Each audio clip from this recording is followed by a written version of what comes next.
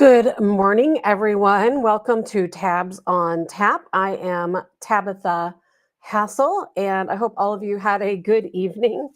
And I'm running a little bit late this morning, trying to make sure everything is working out. Hopefully, I have audio. I know I have video.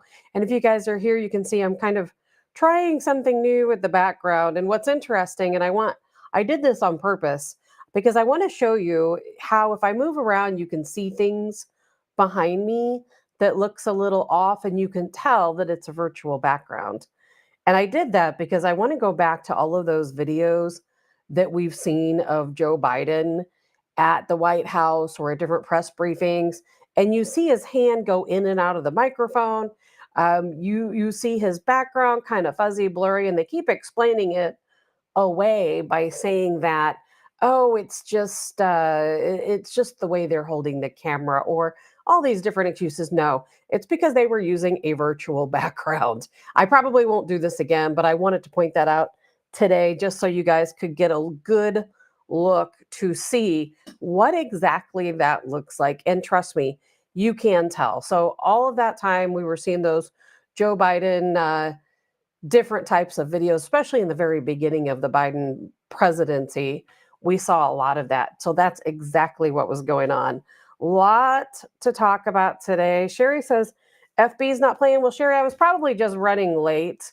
So it probably is playing now. At least I hope it is. Everything should be on the go this morning. I took a little extra time to make sure that everything was set up correctly. And I have, if you guys notice, I'm sure you can see this around my screen. It has the yellow and the blue outline. I did not add that. I do not support anything going on with Ukraine. And I want to make sure that's very clear. When I first turned my stream on this morning, it had a little emblem up in the top that was like blue and yellow that said support Ukraine. And I was able to get that off. I have no idea how to get this outline off, so I'm going to try that later. I don't like that they change things and add things that I didn't ask for. So I'm going to be looking at that. I don't understand it any more than anyone else. Good morning, Karen, Sherry, Kim, and Glesna from the Upper Peninsula of Michigan. And thank you, Sherry, for letting me know, because I would want to know if I'm not on Facebook. So I have some big news. I have a lot of news today, but a big news.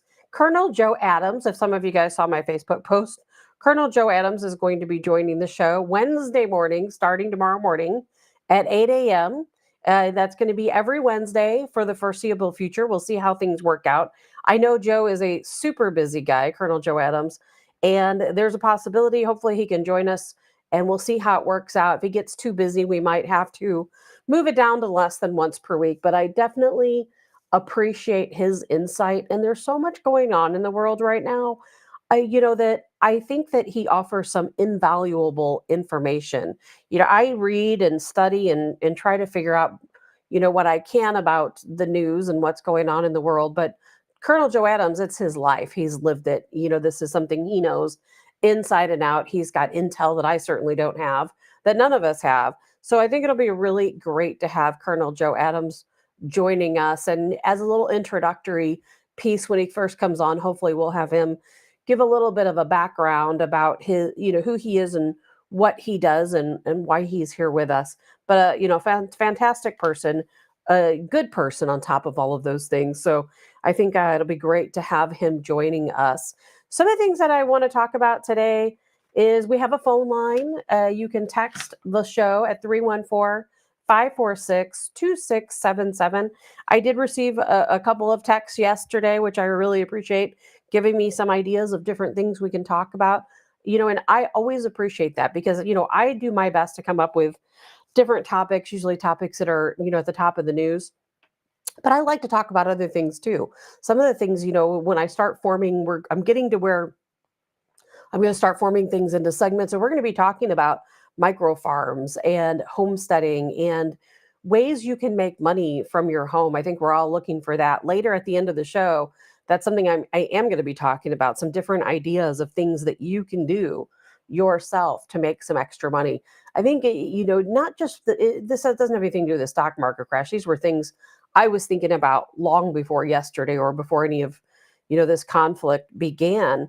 But there are so many things that we all need to think about, ways that we can improve our home, things we can improve our body and our health. And so much of it starts, believe it or not, in your garden. And I'm going to talk about my garden. I don't think anybody wants to know. There is a reason why I have not been posting pictures of my garden, certainly trial and error. So I think that some of you guys can probably help me out a little bit because you think I've had some struggles with technology here. That my first gardening experience has been a little bit tough, to say the least. So I definitely want to talk about that. I don't know if I can get to that today, but we're going to talk about Trump has a new campaign ad. Obviously, the biggest topic there is Iran. You know, I have been holding my breath for 2 days now, waiting for them to do something. And as of right now, outside of attacking one of our air bases, which is something they do all the time, that's not unusual and probably not unique to what's going on right now, but nothing has happened. It doesn't mean anything. It doesn't mean it's not going to happen because it is going to happen. You know, our own intelligence experts, for what they know, uh, absolutely believe it's going to happen. Israel absolutely believes it's going to happen. When?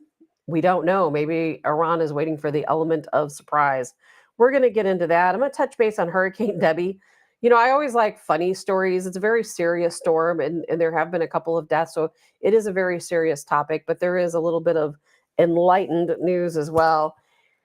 Google, we're going to talk about Google. The Olympics continues to be in the news for reasons that none of us enjoy. I want to touch base again on Bangladesh because yesterday, if any of you were here, I was talking about Bangladesh, and I'll be the first to admit I had some things wrong. And I want to go back and I want to correct the record. We had somebody comment on the line from India who was talking about a little bit what was going on in Bangladesh, and I thought, you know, I'm going to look further into this and see. I don't know as much about the politics in Asia. You know, I'm all about the Middle East, and I've studied the Middle East for many years. Asia, especially Southeast Asia, I don't know as much about, and so it's something that we do need to learn about because it's going to be in the news for quite some time. So I'm going to talk a little bit about Bangladesh, a little bit about Venezuela. We'll talk about the stock market, of course, which had a little bit of a rebound. Bidenomics, right? Definitely talking about the UK.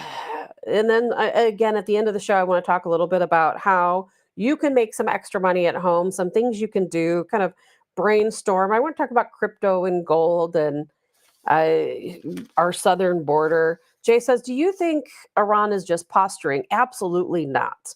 I do not think Iran is posturing for dramatic effect. I think Iran will absolutely launch a strike at Israel and possibly other areas as well. Our U.S. intelligence experts, they claim that it's going to come in two waves. I don't really trust our U.S. intelligence experts in most situations. This one seems pretty fair and reasonable. We've always thought, and we talked about this yesterday, that Iran will likely attack in coordination with Hezbollah, potentially with Hamas, potentially with the Houthis. And whether or not all of those groups coordinate, I don't know. I will expect them to. But what I do know is absolutely Hezbollah and Iran will absolutely attack Israel. In what way, I don't know. It'll probably be Tel Aviv, I'm assuming.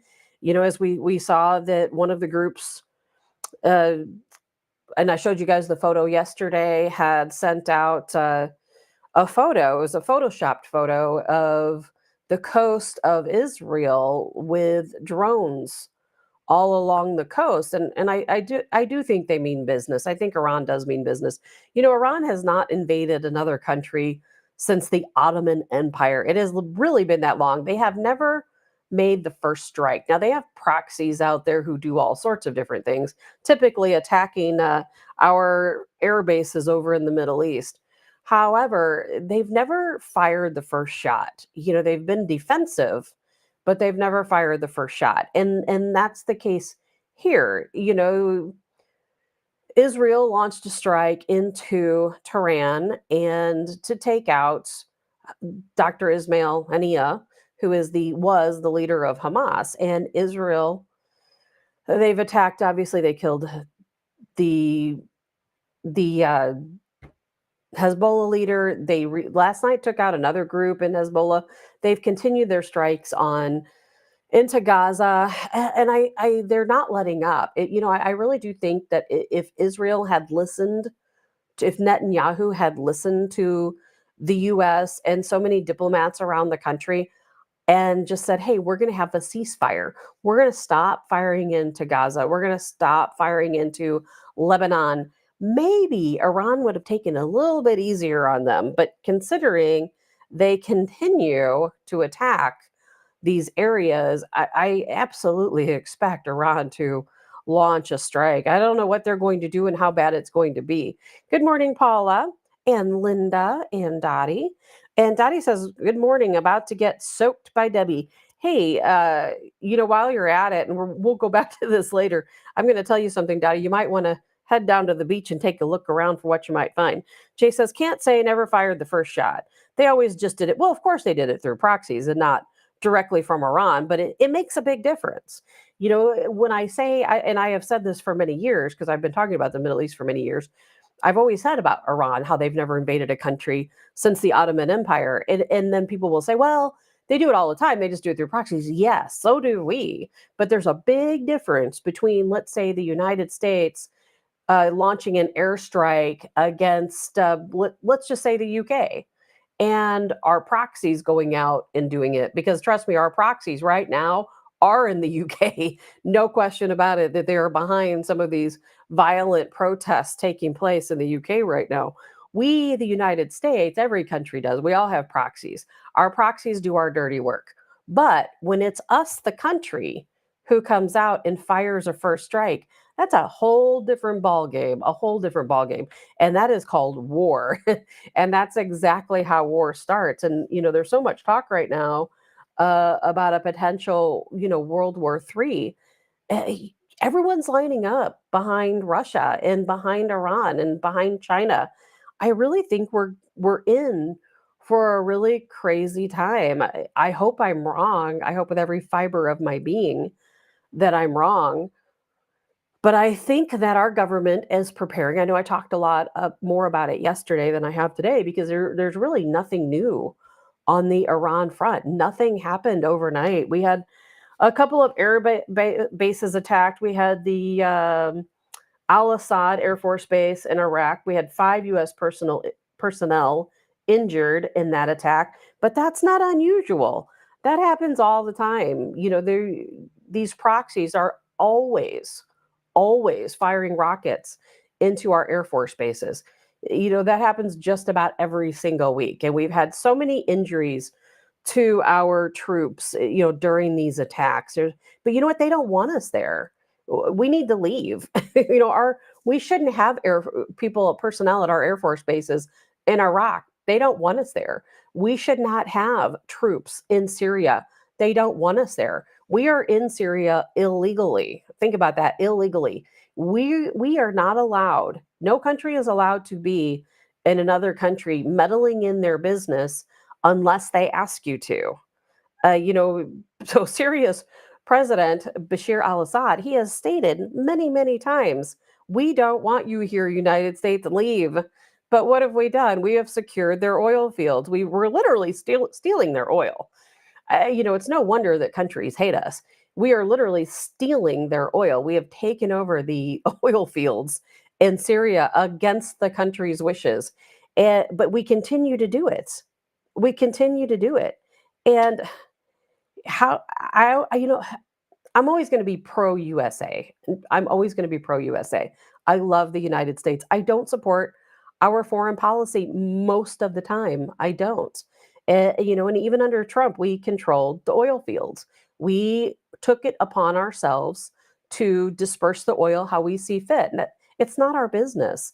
I think we have to stop being the world's police. And that's what we're doing. And then we say, well, these proxies are attacking our Air Force bases. They're shooting at our troops. Well, then let's not be there.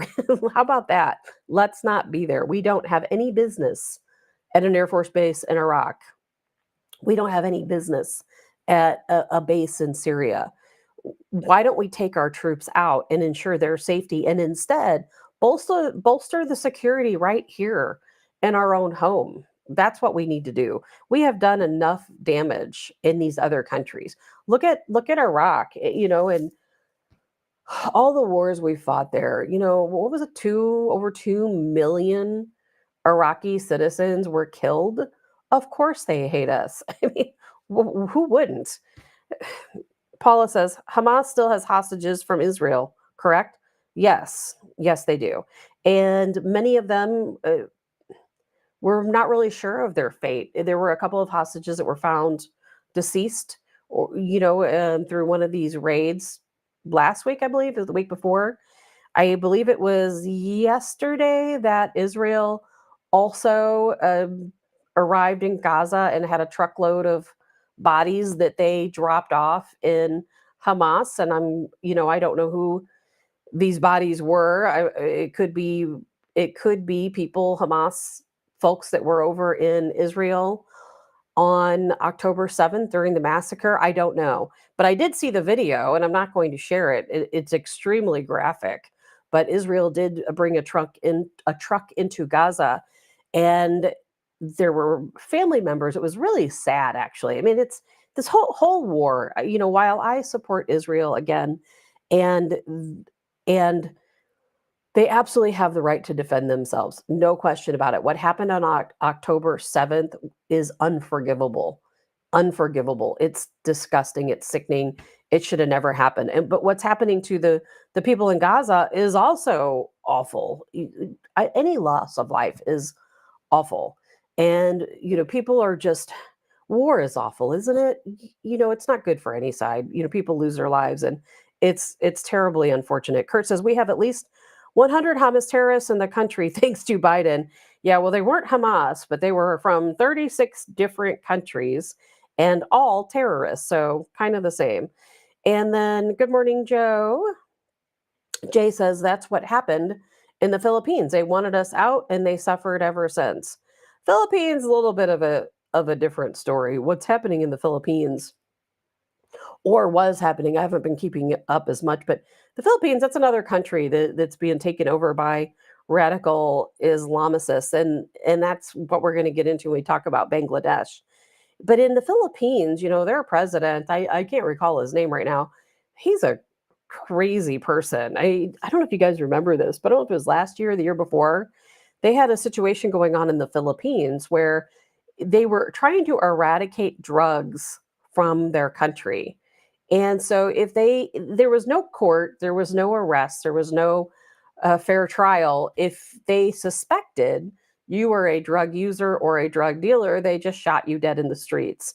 And I don't think it's helped the situation in the Philippines at all. And it's unfortunately because the Philippines is such a beautiful, beautiful country. But Jay, I have to disagree. I think in the Middle East, we need to leave. They don't want us there. We need to leave. Our presence there is not controlling a darn thing because these radical Islamicists, man, they are taking over the world. Do you remember when we used to all say that the main goal of the Muslim was to take dominance over the entire world? Well, they're doing a pretty darn good job of it. But the problem is, it's not the good Muslims. The majority of Muslims, of course, are good people, and they want the same things we want. But the problem is, we have these extremists, Islamists, is the army of Islam, ISIS, Al Qaeda, Al Nusra, all of these different Sunni groups. Sunni groups. Remember, the United States, we support the Sunni. We do not support the Shiite. 99% of all terror groups are Sunni. So let that soak in a little bit. If you hear about ISIS, if you hear about Al Nusra, particularly Al Nusra, because we literally did train and pay and equip and arm Al Nusra terrorists in Syria.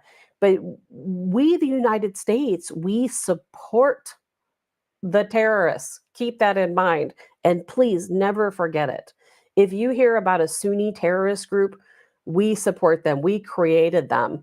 We have funded them. We have trained them. Our own United States Special Forces, who I know, I can't imagine any of them are okay with it. We have trained these people. When we saw those videos in Syria during their civil war and we saw ISIS coming into these towns and capturing these people and burning them alive in cages, our own journalists, our own troops. We paid them.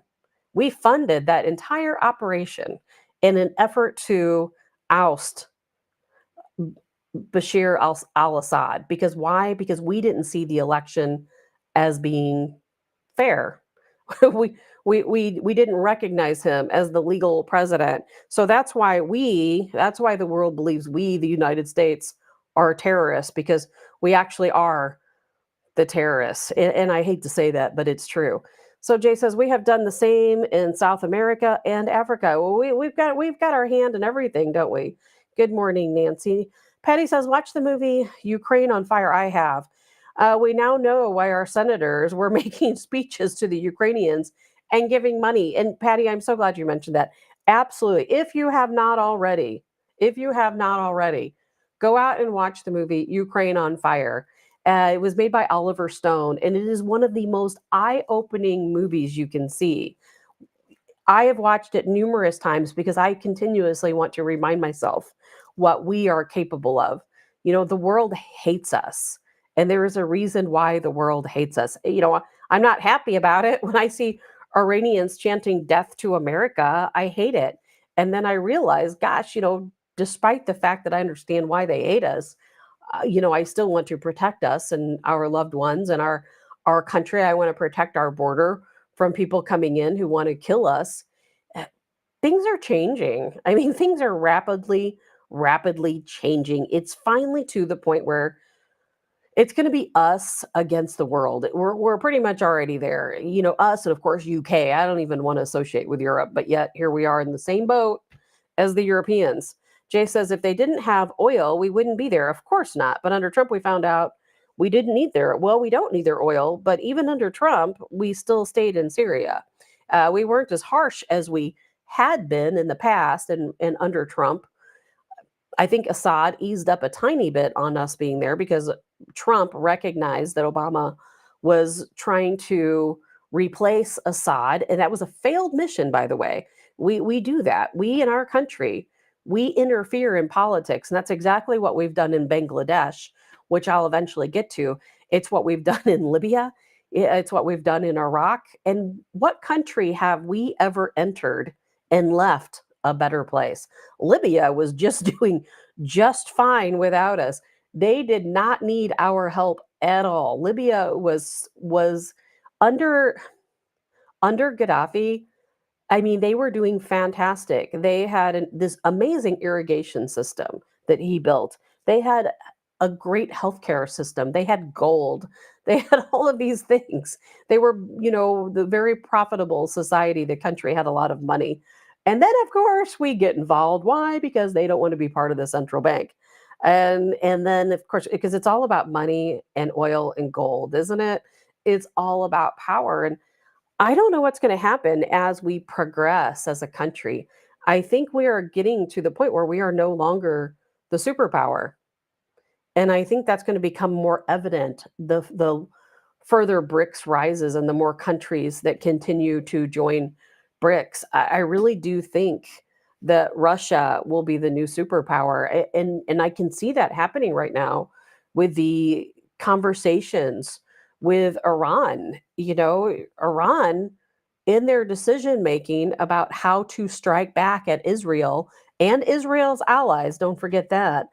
Putin flew into Iran and he met with the Iranian leaders, and because they sought advice from him. And what happened in that meeting, I don't know, but I think it's very telling that these other countries outside of Western countries, outside of the United States and outside of Europe, they're leaning towards Russia, and that's also part of what happened to Bangladesh.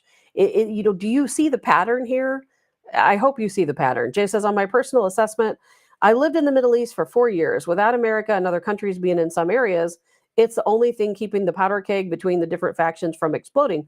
Well, and that was the case to some degree, but look what happened in Iraq. In Iraq, that's exactly what Saddam Hussein was doing. He wasn't a good person by any means. He was a terrible person, but he was better than the alternative. And Saddam was at least keeping people at bay, as best as he possibly could. And then what did we do? We decided we didn't want him to be. You know why? Because he wasn't a Sunni. That's why he didn't practice. As a matter of fact, he wasn't even a practicing Muslim. And so we decided we didn't want Saddam because he wasn't radical enough for us. So what happened? We go into Iraq, the weapons of mass destruction, which I'm pretty sure all of us will agree were never there, never took place, and we attacked Iraqis with chemical weapons, the same thing we accuse other people of doing. The things that we did in Iraq are really not forgivable. And look what happened. We took Saddam out. That was us. We did that. We took Saddam out. And what happened? We gave the rise to ISIS. And Saddam knew that, and he kept ISIS at bay. And now look what happened. ISIS is taking over the world. I mean, seriously, they are taking over everything. It's crazy. And Jay says, we aren't the only ones they hate. They hate each other. They do hate each other. It's kind of crazy that the Sunnis and the Shiite are constantly at war. They absolutely do hate each other. And but then you see some weird things happen where sometimes Saudi Arabia will come in and they'll support Iran. And it's kind of a weird, complex environment, the difference between the Sunni and the Shiite. But I will tell you, the only Shiite groups that you'll hear about that commit any type of attacks would be Hamas and Hezbollah. And there are a lot of countries who don't recognize Hamas and Hezbollah as being terror groups. We, the United States and Europe, we call them terrorists, Hamas and Hezbollah. The rest of the world does not. And the rest of the world calls Hezbollah and Hamas a military, a paramilitary of these countries. Hezbollah to Lebanon, Hamas to a lot of countries. Believe it or not, we, the United States and Europe, don't typically recognize Gaza as the country of Palestine, but most countries outside of the West do recognize it as Palestine. So there's so many different viewpoints on so many different things that take place in the Middle East, just like the Houthis in Yemen. What we've done in Yemen is atrocious. We in the Saudis, we've been bombing the H out of Yemen for quite some time now. And why? Because Yemen doesn't want to cooperate with us. They don't want to give us their oil and their natural resources. They don't want to commit to the central bank. It's all about that. The millions of Yemenis, suffering, and we call the Houthis a terror group. Most of the world does not. Most of the world considers the Houthis to be a military group of Yemen, the only people fighting to keep the Yemenis safe. Uh, there's been what, 200, 300,000 Yemenis have died of starvation at the hands of who? The United States, Saudi Arabia. So it's a very complex situation, and sometimes it's hard to love your country.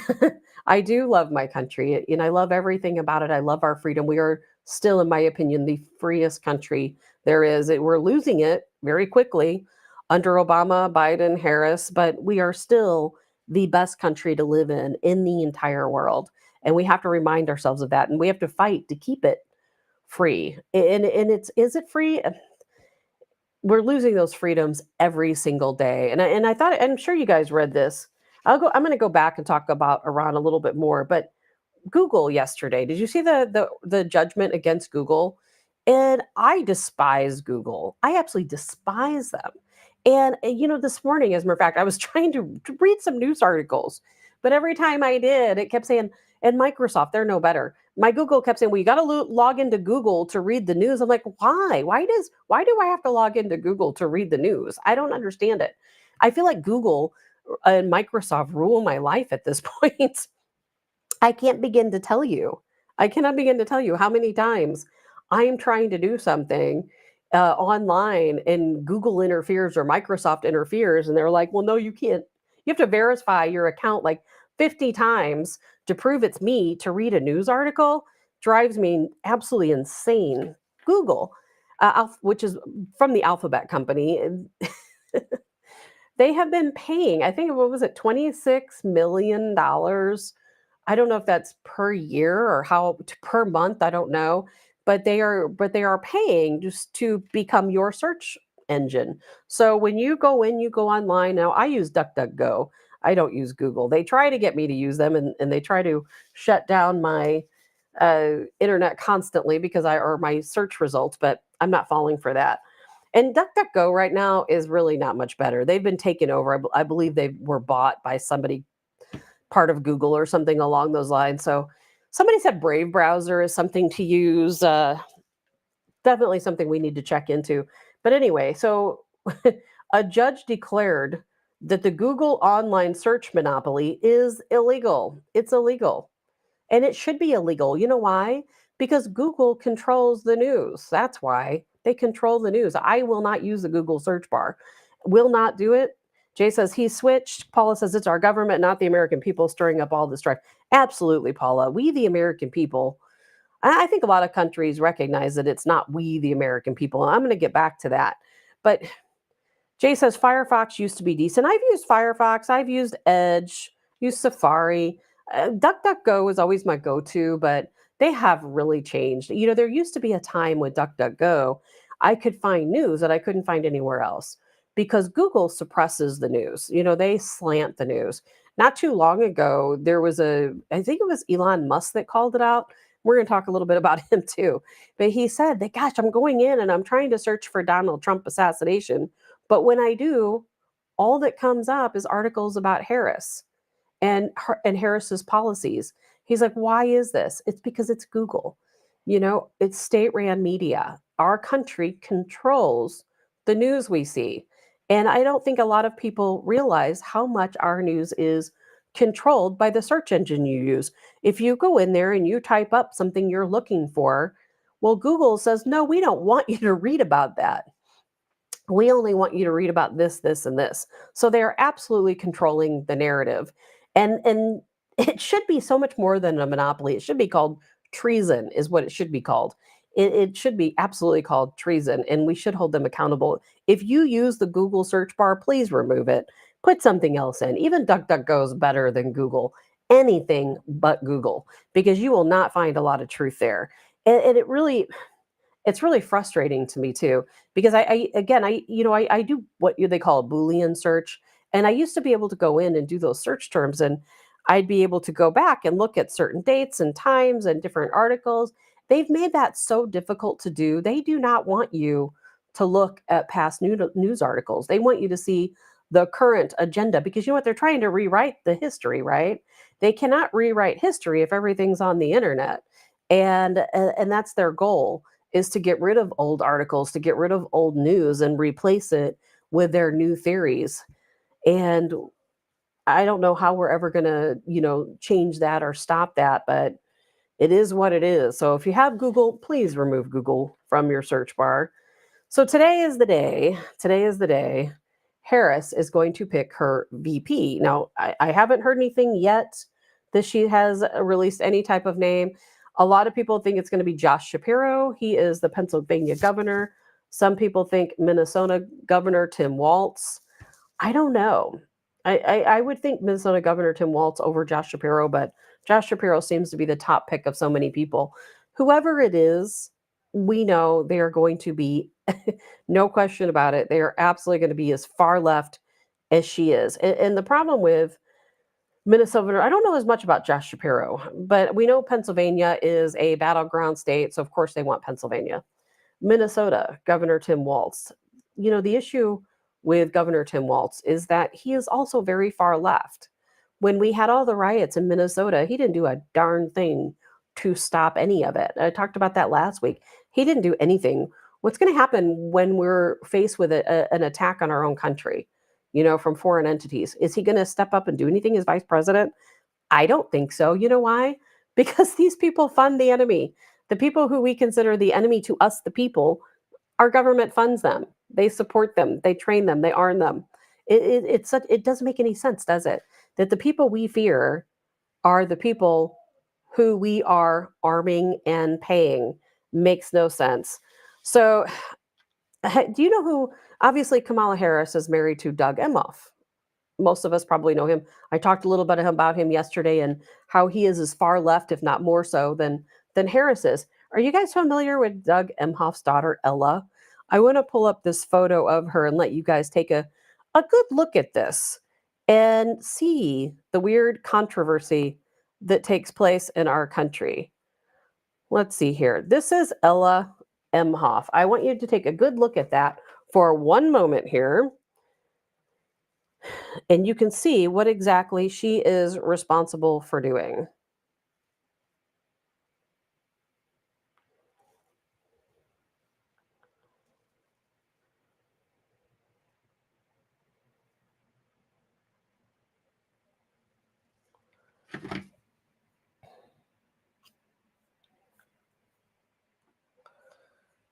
I hope you guys took a long, hard look at Ella Emhoff.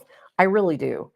Do you know that she has been raising funds, is responsible for raising funds? If you read the caption for UNRWA, that is the same group. That is the same group that went into Israel on October 7th and attacked and killed Israelis, took Israeli hostages. She funded that. And Jay says, a bit rough. Sure, she isn't a guy. No, she's not a man. And what's crazy is she is actually a model. And I don't know how or why or how that happened. And I'm not going to talk about her looks because that's not my business. But think about that. Our potential president has a stepdaughter that raised money for the massacre that took place in Israel. Now, how is that a conflict of interest?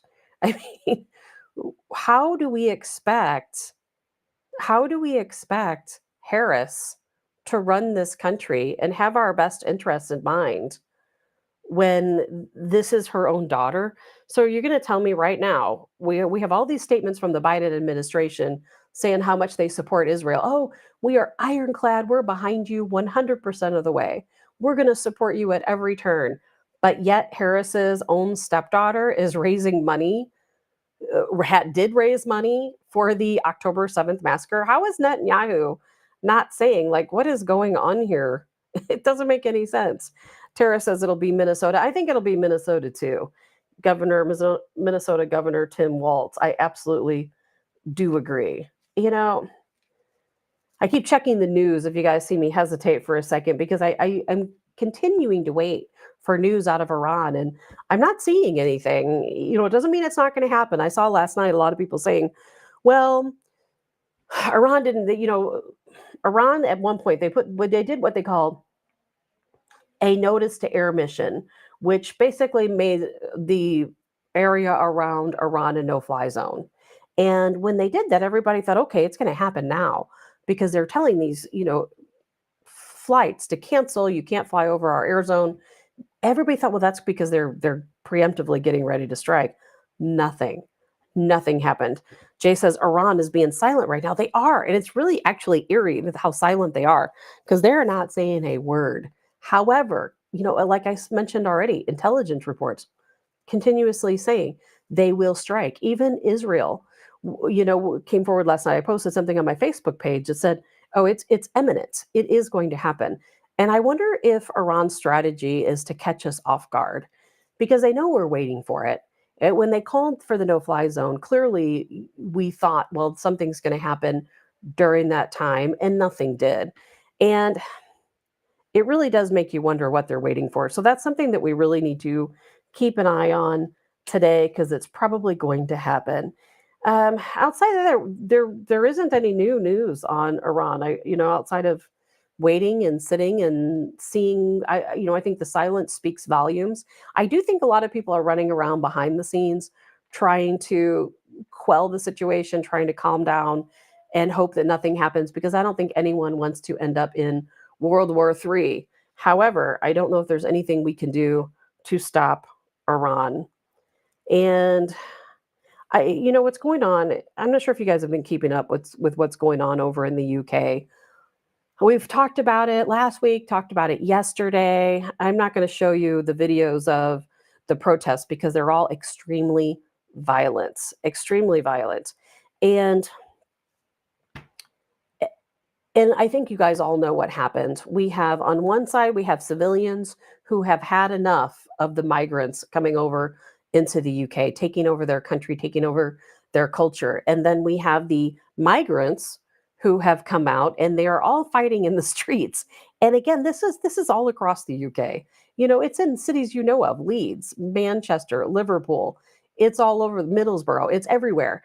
And if you watch the videos, they're all violent. I had several videos, but I cannot show any of them to you. And I watched a video yesterday and it made me sick because what happened, there was a young man standing outside of a pub. Now, he shouldn't have been standing out there, and he did kind of look like he was maybe irking them a little bit.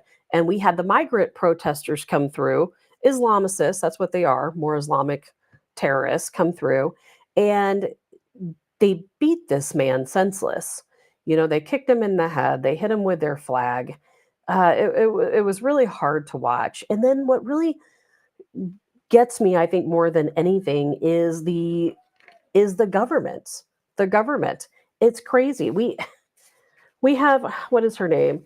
She is the UK Home Secretary, Yvette Cooper. Believe it or not, instead of talking about her citizens and protecting her citizens who are being assaulted by police, who are being assaulted by migrants, instead, she says, you know what? We need to protect the mosques. That's what we need to. We need to protect the mosque. So I'm going to play a little video. This is UK Home Secretary Yvette Cooper.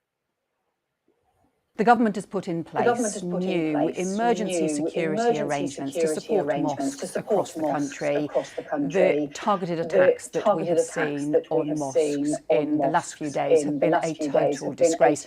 It's part of criminal thuggery and violence that we have seen in some towns and cities that we simply cannot stand for. We cannot tolerate far-right extremism, racism or Islamophobia in our country. This is not the country that Britain is. And that's why, as part of the Protective Security Scheme for mosques, we have rapidly introduced these new emergency arrangements to make sure that where mosques have concerns, they can get in touch with the Home Office for additional support, as well as, of course, working closely with the local police. Everyone has the right to feel safe in their place of worship. Everyone has the right to feel safe on the streets.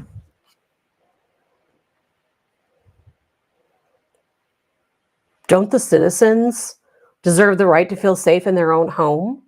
I mean, we had 3 little girls stabbed at a dance recital? 3 little children by a migrant. Don't they have the right to feel safe? I mean, how many steps behind these folks are we? I watched videos yesterday and I put the videos on Telegram. Oh gosh, Tara said, here's some breaking news. Man, we were so on it. Harris just announced that her VP choice is Minnesota Governor Tim Walz. I mean, we saw that one coming, didn't we? We're going to be in a lot of trouble, I can tell you that much, because this guy is going to be as far left as she is. We're going to have, if you live in Minnesota, I'd be moving. I would be getting out. Excuse me. I'm having crazy allergies today. So anyway, we'll get more on that. Thank you, Tara, for the breaking news, because I was really interested in hearing that. Patty, did we ever find out who the 2 people are that were wounded at Trump's rally when he was shot in the ear? I don't know their names. I know they've both been released from the hospital, and I'm sure their names are out there, but they've been keeping pretty quiet. And thankfully, they had a GoFundMe that gave them a good deal of money in the process. Not that that helps for anything. But anyway, so back to the UK. I'm really wondering how many steps behind we are. We see these things happening in other countries, unfolding in other countries. Bangladesh, which we'll be talking about. How far away are we from this happening in our own country? Think about this. There are cities here in the United States, Detroit, parts of Minnesota, parts of Texas. There are areas in New York, right here in the United States, that are no-go zones. And these people, they have their own government. And you wouldn't think that would happen right here in the United States, but it absolutely is. There are cities and areas, parts of cities in different places around the United States, and Michigan is a big one. And some of these areas, these Islamicists, they have taken over They will not allow, if you're an American, you're not allowed to enter. If you're a police officer, guess what? You don't get to enter either. They have their own police forces. We've actually allowed that to happen in our country, that we have groups that have set up their own area block by block. And what they do, it's happening in St. Louis, by the way. If you're not familiar with it, it is happening in St. Louis. And the area that it's taking place in St. Louis, it is just, if you're coming across the Poplar Street Bridge from Illinois into Missouri, if you look over from Illinois, well, if you're going from Missouri into Illinois, if you look over to your right in South City, it's that area over there. And we have brought in tens of thousands of people, and it's kind of crazy because we have codes, don't we? And when you go to move into a home, what is it? It's two persons per bedroom, or uh, two adults per bedroom, two children per bedroom, something along those lines. Not if you're in one of these areas. They allow up to 15 people per bedroom in these no-go zones. And again, we have one right here in St. Louis. Most people don't even talk about it or even know it's there. And what they do is they build a mosque. And this is what happened in the UK, and it's happening here. They build a mosque, and around that mosque, they start purchasing homes. And then they spread out further and further and further. And then all of a sudden, the entire area around the mosque is ruled by Sharia law. And they have their own court system, they have their own police force, and they do not have to abide by our laws. And it's crazy that it is this way. That in the United States, we actually have areas that have to abide by Sharia law. And even the women in these areas do not have rights. And if they get a divorce in these Sharia law zones, it does not fall under your typical United States laws. It falls under Sharia law. And I had read a story a couple of years ago. So this isn't new. This has been going on for many years now. It's just becoming larger, but it's not new. And I had read a story about a woman who was being beaten, abused by her husband. And because she lived in one of these no-go zones and she was forced to live under Sharia law, what happened is when she wanted a divorce, they kicked her out of their community. Her husband kept everything, including the children. She had no rights. And it, somebody was trying to challenge it, and they said, well, this is the United States. In the United States, you do have rights. As a woman, she has the right to potentially get custody of her children, get shared custody, maybe some of the marital assets. They said, nope, because she lives in this no-go zone, she falls under Sharia law. That's happening right here in the United States. And that's how it started in the UK. And now look what's happening over there. And I'm sure you guys saw some of the videos I shared yesterday about uh, civilians, citizens in the UK, going around. They're breaking the windows out of these migrant shelters. We have those migrant shelters here, don't we? We've seen the videos. There's a couple in Chicago where they are hotels, and the government pays for these hotels. The entire hotel is closed to the public. They are strictly used for migrants, and it's the same thing in the UK. And these people are tired of it. They're tired of it. These migrants over in the UK, they're taking over their businesses. They're extorting business owners. They're looting businesses. They walk in and they take whatever they want. And I saw a video yesterday, and I cannot play it for you because in the video that I saw, the cameraman was attacked with a brick. And one of the UK police officers, this was in London. One of the London police officers was attempting to arrest a migrant. And when he did this, people were just coming out of nowhere, fighting the police officer. And when that happened, they ended up attacking the reporter. And it was a pretty violent scene. And it's not the only one. This has happened in other areas too. And it's very rarely is it the migrant that's being arrested, because the UK, you know what they said? No, we're going to take facial recognition of citizens, not the migrants, the citizens. And they have told the citizens, if you participate, if you are outside, if you are part of one of these protests, we are going to find you and you are going to regret your decision to participate. How is that different than a civil war? That's what I'd like to know. Sure seems like a civil war to me. And I don't know what's going to happen over I don't know what's going to happen over there. And I don't know what's going to happen here, because you know what? It's only going to take one incident potentially for that to happen here. One incident. That's it. Man, it's crazy. The world is crazy, isn't it? And, you know, in the situation over Bangladesh, while we're talking about, I got so many different things to talk about. And I know I've been talking a lot about foreign news because it's so relevant to what is happening in our own country, to what can happen in our own country. And again, yesterday on Bangladesh, you know, I wasn't as informed yesterday as I should have been. And when I feel like I'm not as informed on a subject, then I do a bigger deep dive and I try to get a little bit more information. But you know, Bangladesh, that's Southeast Asia.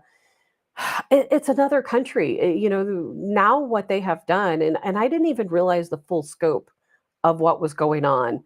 And who would have even thought that George Soros would be behind what's going on in Bangladesh? I mean, does it surprise anyone? No. Now Bangladesh is being called the new Afghanistan. You know, they're minority. Hindu is the minority now in Bangladesh, which is really crazy. And the Bangladeshis, they're facing a real threat. You know, last night, or you know, what happened is these Islamic terrorists that are attempting to take over in Bangladesh, who have successfully staged a coup. They are going, from what I understand, house to house. They are going to the Hindu temples. They are destroying the Hindu temples, and they are, you know, again, just very similar to what the Taliban did when the Taliban took over uh, in Afghanistan. They're going to home, and they're removing these Hindu and other minorities from their homes. They actually, these violent Islamic protesters, terrorists, what they did is they set a hotel on fire.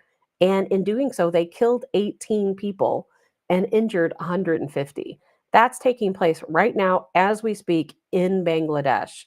We have these Islamic terrorists, and they're all college students. And what's so crazy, there's a school in Bangladesh, and it's called BRAC University, BRAC University. And one of their programs there is heavily funded by George Soros, heavily funded. And there's a lot of talk that through this university is where the radicalism grew and where the coup was planned. And, and then, of course, the United States, you know, we and George Soros, we're hand in hand. Don't think that there's a separation between the United States government and George Soros. We are hand in hand. They work together, not we. They work together. And so what we're seeing right now is George Soros behind these violent protests and behind the coup, allegedly behind the coup in Bangladesh. And our own United States government yesterday came out and stated publicly the United States welcomes a new government in Bangladesh because their prime minister Sheikh Hasina was forced to flee. And I showed you the video yesterday of violent protesters breaking into her home, breaking through the gates, going into her home, laying in her bed, looking at all of her items. She was forced to flee. Some believe the government of Bangladesh, they say she's still in Bangladesh. There's some folks who say she's over in the UK because her sister is a citizen. Patty says, I believe we will all be attacked in this country if Trump gets in. You know, we will. I'm glad you brought that up because I want to talk about that as well. We're going to continue to talk about Bangladesh in the days coming, only because Islam is taking over the world. You know, country by country, they are taking over the world. And it's not the peaceful Muslims that most of us know in our own lives and in our own communities. It is radical Islam. They are taking over, and they're giving money to campaigns. There was a guy, and I'm not going to say his name because I was seriously worried for my life at one point when back in 2000, and I think it was 14, when I was talking about Hillary Clinton. There was a man in Texas, and I'm not going to say his name, a businessman, and he had a fundraiser for Hillary Clinton. He raised, I think, I don't know, hundreds of thousands of dollars for her. And he was absolutely tied with this radicalism. He attended a mosque in which the imam was radicalized. This guy had given statements about radicalization. He was recruiting people in radicalizing people in their community in Texas. And Hillary Clinton, she was happy to accept their hundreds of thousands of dollars. And don't tell me that's not happening in the Harris campaign as well. You know, they are taking terror money for that campaign. There is no doubt about it. No doubt about it. And one of the things, do you guys know who U.S. House member Jamie Raskin is? I have no idea who this is. I never even heard of him, quite honestly. He's a Democrat, but just like you said, Patty, we'll be attacked in our own country if Trump gets in. I want to play this video from Jamie Raskin, and I hope you guys listen to this very cautiously. What can be put into the Constitution can slip away from you very quickly. And the greatest example going on right now before our very eyes is Section 3 of the 14th Amendment, which they're just disappearing with the magic wand, as if it doesn't exist, even though it could not be clearer what it's stating. And so, they want to kick it to Congress, so it's going to be up to us on January 6, 2025, to tell the rampaging Trump mobs that he's disqualified. And then we need bodyguards for everybody. Civil war conditions, all because the 9 justices, not all of them, but these justices who have not many cases to look at every year, not that much work to do, a huge staff, great protection, simply do not want to do their job and interpret what the great 14th Amendment means. And I'm glad that Sherilyn's creating her new center so we can bring that. Well, I mean, to me, it seems pretty clear. Jay said you're getting an echo when I play the video. Sorry about that, Jay. I'm not sure why. Is everyone else getting an echo too? I apologize for that. I'll have to look into that. I don't know why that would be the case, but I absolutely do believe that first of all, I don't believe Trump will ever be elected. I don't think that will ever happen. I think I've been very clear about that. If that happens, I will be beyond surprised. And if it does, they are coming after us. No question about it. Yeah, sorry guys about the echo. I don't think I've had echo before, so I don't know why I have an echo today, but things happen in this crazy system, and I really do not know why. And Jay says, if your mic is on, that's probably why. I don't know. Nothing is different today than it has been any other day. But there's no question about it. Democrats know. Democrats know. If something were to happen and Trump were elected, there would absolutely be violence against us. We absolutely will have a civil war. But what if he's not elected? What's going to happen then? Are you going to sit back in your home and see another election stolen away from you? I mean, I'm not suggesting that we get up and go and do anything. I don't think there's anything we can do, because the difference is, and I know you know the difference is if Trump wins, Democrats, not the Democrats we know, but the far left, the 2% on the very far left, those people are coming from us. Groups like Antifa, the communist parties, they're coming for us, and they are violent, and nothing will happen to them. We've seen it countless times. Nothing will happen. Absolutely nothing will happen. These people will not be arrested. And if they are arrested, Harris will, of course, create another fund to get them released out of jail without having to pay a single penny. Nothing's going to happen to these people. They have free will, and they know they do, to come out and attack us, and it will happen. But then again, what happens if Trump does win? If by some crazy miracle, and it would be a miracle if Trump wins, what are they going to do to us then? I don't know, but I don't expect that to happen. I do not expect that to happen. I posted this on my Facebook page, and I've said it many times on the show. I absolutely firmly believe, the plan A, they wanted to put him in jail. And I know there's still a possibility he could go to jail. There is still that possibility. Plan A was to throw him in jail. Failed. Plan B, bankrupt him. Failed. Close. Very close. But so far has failed. Plan C, assassinate him. Again, failed. Very close. It's all been very close, but failed. And the assassination attempt, there is no doubt in my mind that was a planned situation. I will always believe, and I know I sound like a crazy person for saying this, I will always believe in my heart and in my mind that Crooks was just another pansy. I do not think he was the actual shooter. I really don't. And I think Urich was the actual shooter. And I think Urich was a lot more involved, Maxwell Urich, than most people are going to admit. And I even think maybe, I'm not even going to get into that. We'll talk about that another day. What's going to happen if Trump doesn't win? I think we all as conservatives, we know Harris isn't going to win. We know she's not going to have the votes. They can hire people to follow her social media pages. They can pay people to go to her rallies. They can do whatever they want to do. And we know that's what they're doing because they're so dumb, and either that or so arrogant that they don't care what we think and that we see it. You remember Harris's first campaign rally? It was all a bunch of old white women. It really was. You can go back and look at the video. It was all old white women. And then all of a sudden, we started seeing some of her campaigns being dotted with people of color, and now we see a lot of people of color. But I think there are people of color who do follow her, no question about it. But I do think they are paying these people to go to her rallies. I absolutely do believe it. I think we've seen the videos of people saying they're being paid. It's crazy. So Ryan says if the election is stolen, there will be a civil war. Let's see here. However, they will not get the outcome they want. The people will win and take back our country. Paul, our forefathers would have been done dealing with this a long time ago. Paula replying to Riggs, amen, and I will be standing with you and others shoulder to shoulder. Jay says she can't even fill her rallies, even when she has big name musical. No, she cannot. It's all theater. It is all theater, all of it, and of course she wants to trump Bidenomics. Well, we saw what Bidenomics did for us yesterday, didn't we?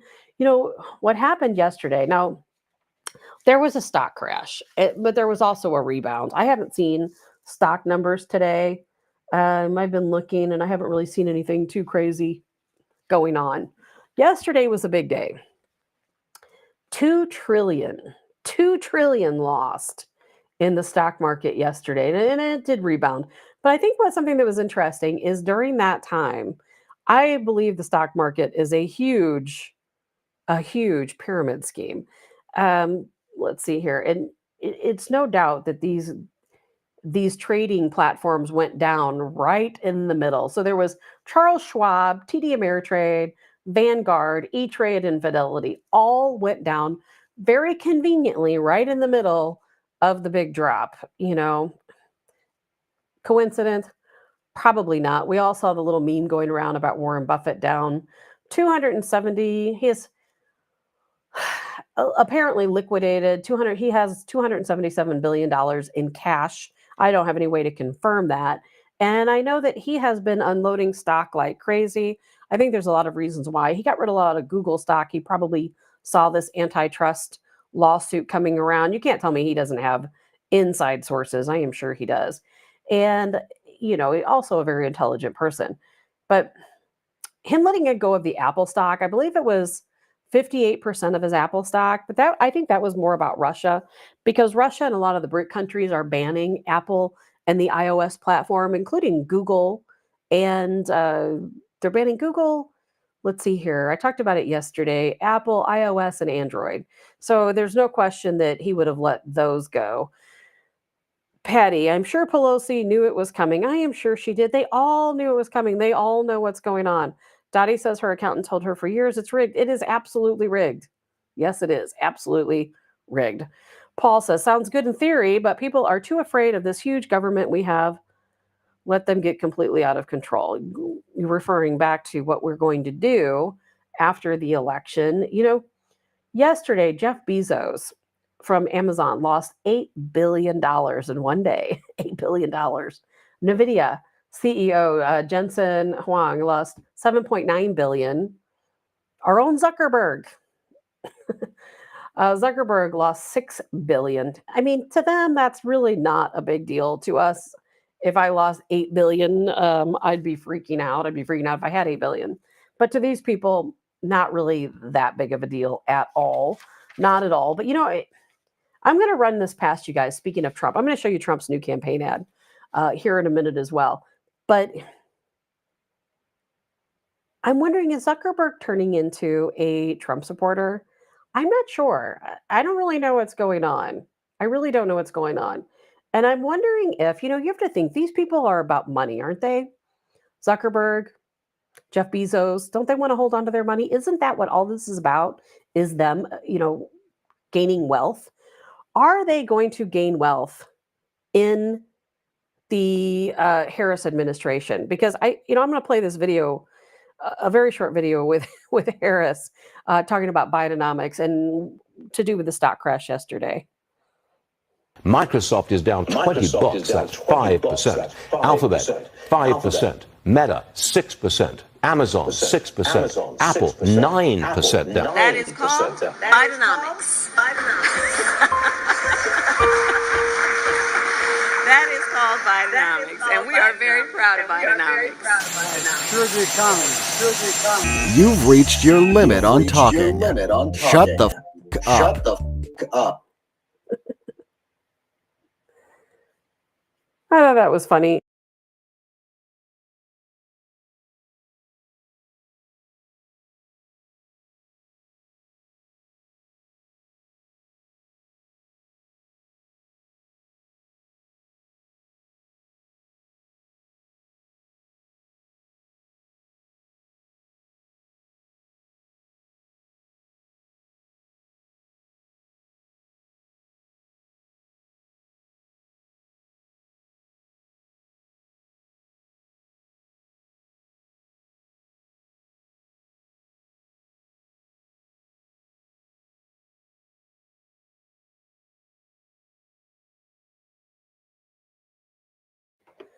Is that better?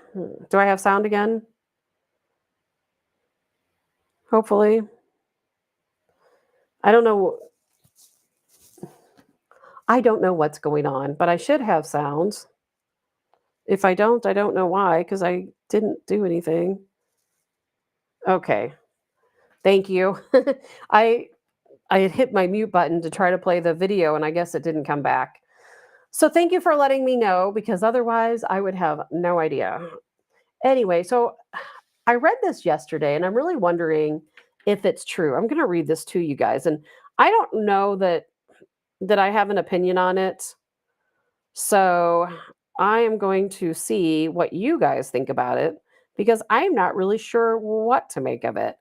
Is it possible that Zuckerberg is turning into a Trump supporter?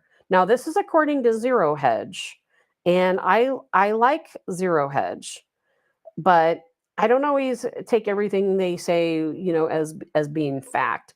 Now, part of this I know is fact. Part of it I'm not sure about. So Donald Trump claims, according to Zero Hedge, Donald Trump claims that Meta owner Mark Zuckerberg reached out to him to let him know that he admires Trump's reaction to the attempt on his life and that he won't be supporting Democrats in the upcoming election. Could that be true? That's according to Zero Hedge. Now, what I do know is true is that Zuckerberg was very public in saying that Trump was a badass, when it came to what happened in the assassination attempt. That was his exact word. He went on and talked about how Trump, here he is standing in the middle of a rally with thousands of people around, and shots are being fired at him. And here he is, he goes down to the ground for a moment, realizes he's bleeding, raises back up, sticks his fist up in the air, and basically tells them to F off. And then he says, fight. And Zuckerberg couldn't believe that Trump handled it in that way. Now, that's a fact, because I saw the video of Zuckerberg talking. I know that's a fact. But did Zuckerberg call Trump and tell him that he is not going to be supporting Democrats in the next election? Now, that will be a whole nother story. If it is true, what I really want to know is why Facebook continues. If Zuckerberg is for Trump, not for Democrats, then why does Facebook continue to remove our content, to censor our pro-conservative content, pro-Trump content? I would be very curious. I post my warnings from Facebook all the time on my page, because almost every day I'm getting warned. It's always violence. I think somebody's reporting me. I don't think I'm actually propagating violence. Jay says, I think they know their financial situation is in danger under Harris. No question about it. No question about it. Everyone is. You know why? because under a Harris administration, they are not going to support capitalism. That's why, because communists are against capitalism, aren't they? They are going to be taking money away from folks like Zuckerberg and Bezos, and they're going to be distributing that money to all of the people in this country who are here illegally and the people who don't want to work. That's what's going to happen. And I think that, I would hope anyway, that Bezos, Zuckerberg, folks like them, that they know, because these people are against capitalism. Think about what an anarchist is. Think about what a communist is or a Marxist. These people are anti-governments. They are against capitalism. They are against you making money. They want all of the money to go up to the very tippy top, elites at the very top, which is not Bezos and Zuckerberg. That's going to be Soros and all the other folks in the shadow government up here at the top. And then they want the rest of us all to level out, at the bottom rungs of the economy. And there's no way that people like Zuckerberg and Bezos are going to be able to hold on to their money. And hopefully they got a big taste of that yesterday and saw what was going on. And Jay says, or give it to all the legals. No question about it. No question about it. Bill says, maybe they will allow us to tell the truth. Now, I would hope so, but I don't think so. But look what happened with Elon Musk and, taking over Twitter, which was such a crazy story at the time. Remember that when he took, what was it, 44 billion? Was it $44 billion that he bought, and he bought Twitter, turned it into X. And I'll tell you what, X is a totally different platform right now. I live stream my show there every single morning. Not one time have I gotten any type of warning on X. Nothing. They have left me alone. They've even promoted the show. So I am loving what's going on over at X, quite honestly. You are allowed to stream. Look, I have a 2-hour show, right about 2 hours. And I have no problem live streaming over on X. But there's a lot of talk about Elon Musk. I've been mentioning his name a lot lately because he is all over the place. And his name is coming up in places I don't expect it to come up in. Venezuela, their new continued president, Nicolas Maduro, who I believe absolutely was selected and not elected. I think we all know that.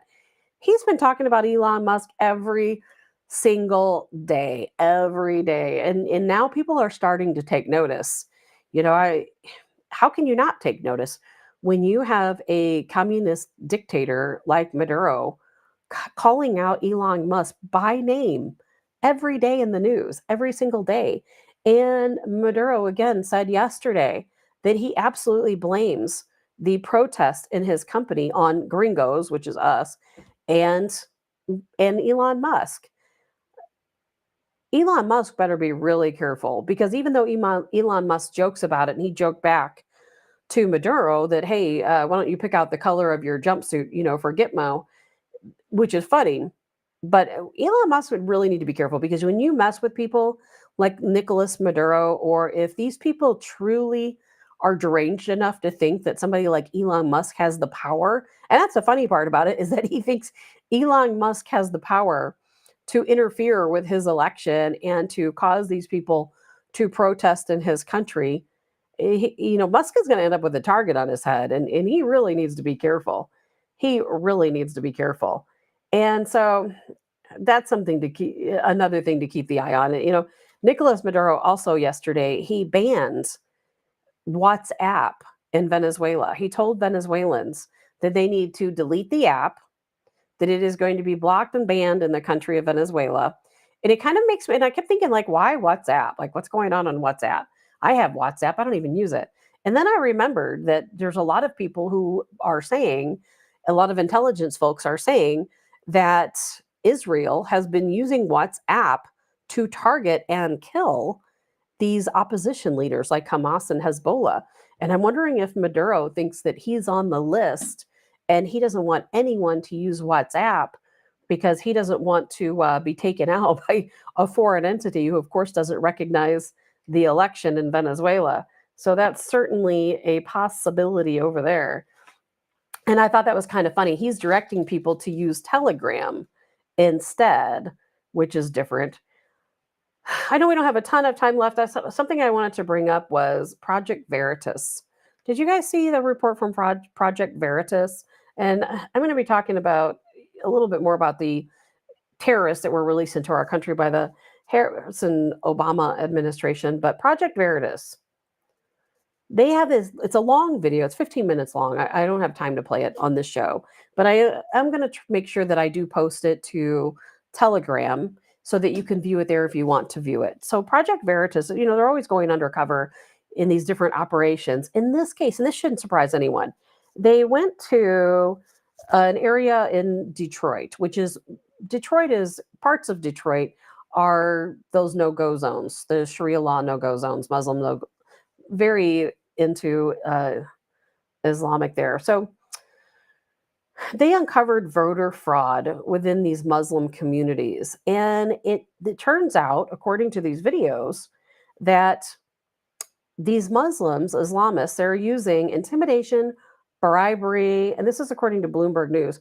who also made a report on it. Intimidation, bribery, and secret midnight meetings to obtain absentee ballots. And they are selling absentee ballots to the highest bidder. They're auctioning off absentee ballots to the highest bidder to make sure, guess what? To make sure that these extremists stay in power. They want to vote, of course, they want the Harris Obama regime to continue on. Good morning, Karen. Because they're going to rule in their way, right? They're going to allow them to continue on in these no-go zones. So that's a really long video. If you guys have an opportunity, go into Telegram or wherever you can find it and watch the Project Veritas video on voter fraud within these Muslim communities, because here we know this is happening. And you can't tell me the government doesn't know this is happening. We know this is happening, and yet we allow it to continue. How is this okay? Yes, they may have their own Sharia law in these communities, but at the same time, shouldn't United States law supersede that? I would certainly think so. And I will be very curious if anything happens now because of this Project Veritas video. And of course, I highly doubt it, because how much investigative work has Project Veritas done, and how many things have they uncovered, and absolutely nothing has happened. Nothing. No one cares. No one cares but us, the people. Nobody else. On a separate note, I said I was going to get to Hurricane Debbie. Did you see these reports at Hurricane Debbie? Now, very sadly, there have been 4 deaths attributed to Hurricane Debbie. Lots of flooding, a lot of property damage. $1 million in cocaine has washed up on the beaches around Florida. It's like, where does this cocaine come from? So, I haven't seen the photos. Is it bundled up? I'm guessing. Are there little baggies washing ashore? $1 million in cocaine has washed ashore in Florida during Hurricane Debbie. I don't know. Are drug or traffickers losing it in the water? Was there maybe a Coast Guard pursuit and they some drug dealers threw it overboard? I do not know. But it's very interesting to me. And so if they found $1 million in cocaine washed up in different areas of Florida, how much of it are people finding and not turning it in? I mean, I don't do cocaine. And Jay says yes, or Joe says yes. It's Jay says it gets dumped off, and Joe says probably a down boat or something, and probably so. But I still wonder how many people are keeping it, how many people are turning it in. If I found a bundle of cocaine, I don't know what I would do. I guess I would call the police. I certainly wouldn't want to keep it. I wouldn't use it, and I'm certainly not going to sell it. But it does make me wonder if some of the people who find it are keeping it for whatever use they may have. But that's crazy, in my opinion. $1 million in cocaine washing up. And it's not the first time this has happened, because there have been other storms and drugs have washed up ashore in Florida, multiple times. But I don't know if I've ever heard about this much, $1 million worth. And of course, it wasn't all together. So it does make me wonder. Good morning, Darren. I want to go back and talk a little bit more about what's going on with the illegals crossing our border. We all read the report that the Harris-Biden administration, what they did is they arrested, it was 99 illegals, people crossing our border illegally, and they came from 36 different countries. These are all people, all 99 of them are on the terror watch list, all 99. So they arrested them, but then they released them. So what did they do? Did they bring them in and ask them, "Hey, are you planning on committing any terrorist acts here in our country?" And they say no, and they're like, "Okay, well, be on your way then." Well, what exactly took place here? Why did they release 99 terrorists, suspected terrorists, people on the terror watch list into our country? And how can we get past that? I don't understand it. And I think we all know that if 99 were apprehended, how many aren't? We talked about this a little bit yesterday. How many are crossing the border? Because the rule of thumb is that we apprehend about 20% of the folks that cross the border. So the 80% that we never see or hear about that sneak over, that are never apprehended, never seen, how many terrorists have come in? If we have 99 they apprehended, how many hundreds to thousands have entered this country that we don't even know about? And then all of a sudden we do find out that we have 99 that have come through and we just let them go. It makes no sense. Jay says they get released before the vetting process is complete. It's crazy. And yes, sometimes they do, but do we really even vet them? This is not a racist thing for me to say, because I will be the first person to tell you that the vast majority of Muslims are good people. They are not looking to take over the world. They certainly don't want to harm anyone. They believe in peace. And those are the vast majority of Muslims. But we have these people coming over from these terrorists from these different countries. And I'm not going to read you the entire list of 36 countries, but they're countries along the line of Afghanistan and Iraq and Syria and places like that, where we know Turkey, where we know is a stronghold for ISIS and other Islamic groups. And all of these countries were pretty much Islamic countries. And so I would assume these are all Islamic terrorists that are on this list. Why are they here?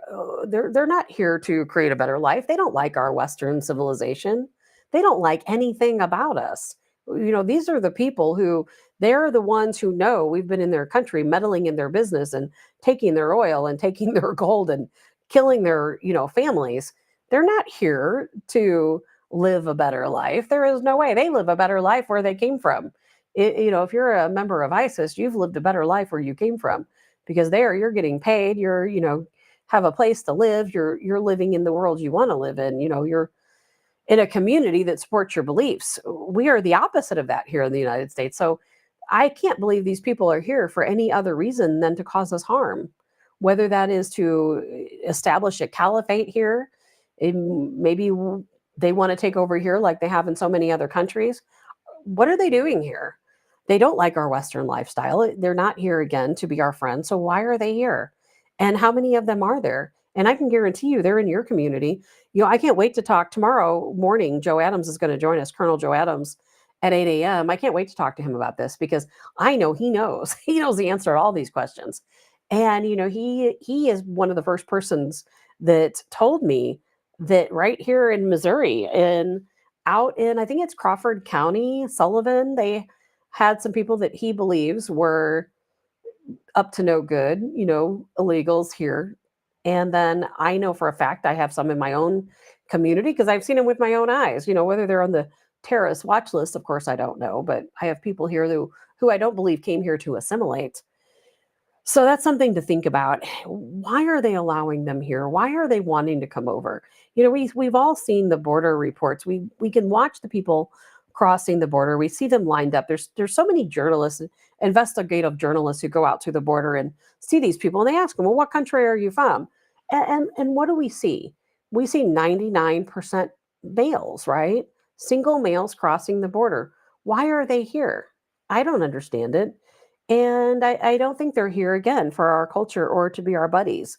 So I don't know what's going to happen. Jay says, and the ones who are flying or bust in from points of entry who aren't being counted. I think there is absolute chaos on the border. I don't think they have the Harris and Biden administration. I don't think they have the faintest clue how many people have entered this country. or where they are. I don't think they even know. And where are these people who are on this terror watch list? Now, they've all fanned out into the country. These are the 99 we know. Well, let me tell you about the ones we haven't talked about in a while. Remember Afghanistan?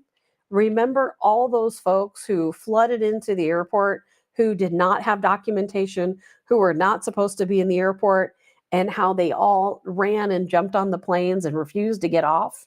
Remember those people? A lot of those, of course, being on the terror watch list. A lot of those people, they were never supposed to come here. And yet, I think there was 93,000.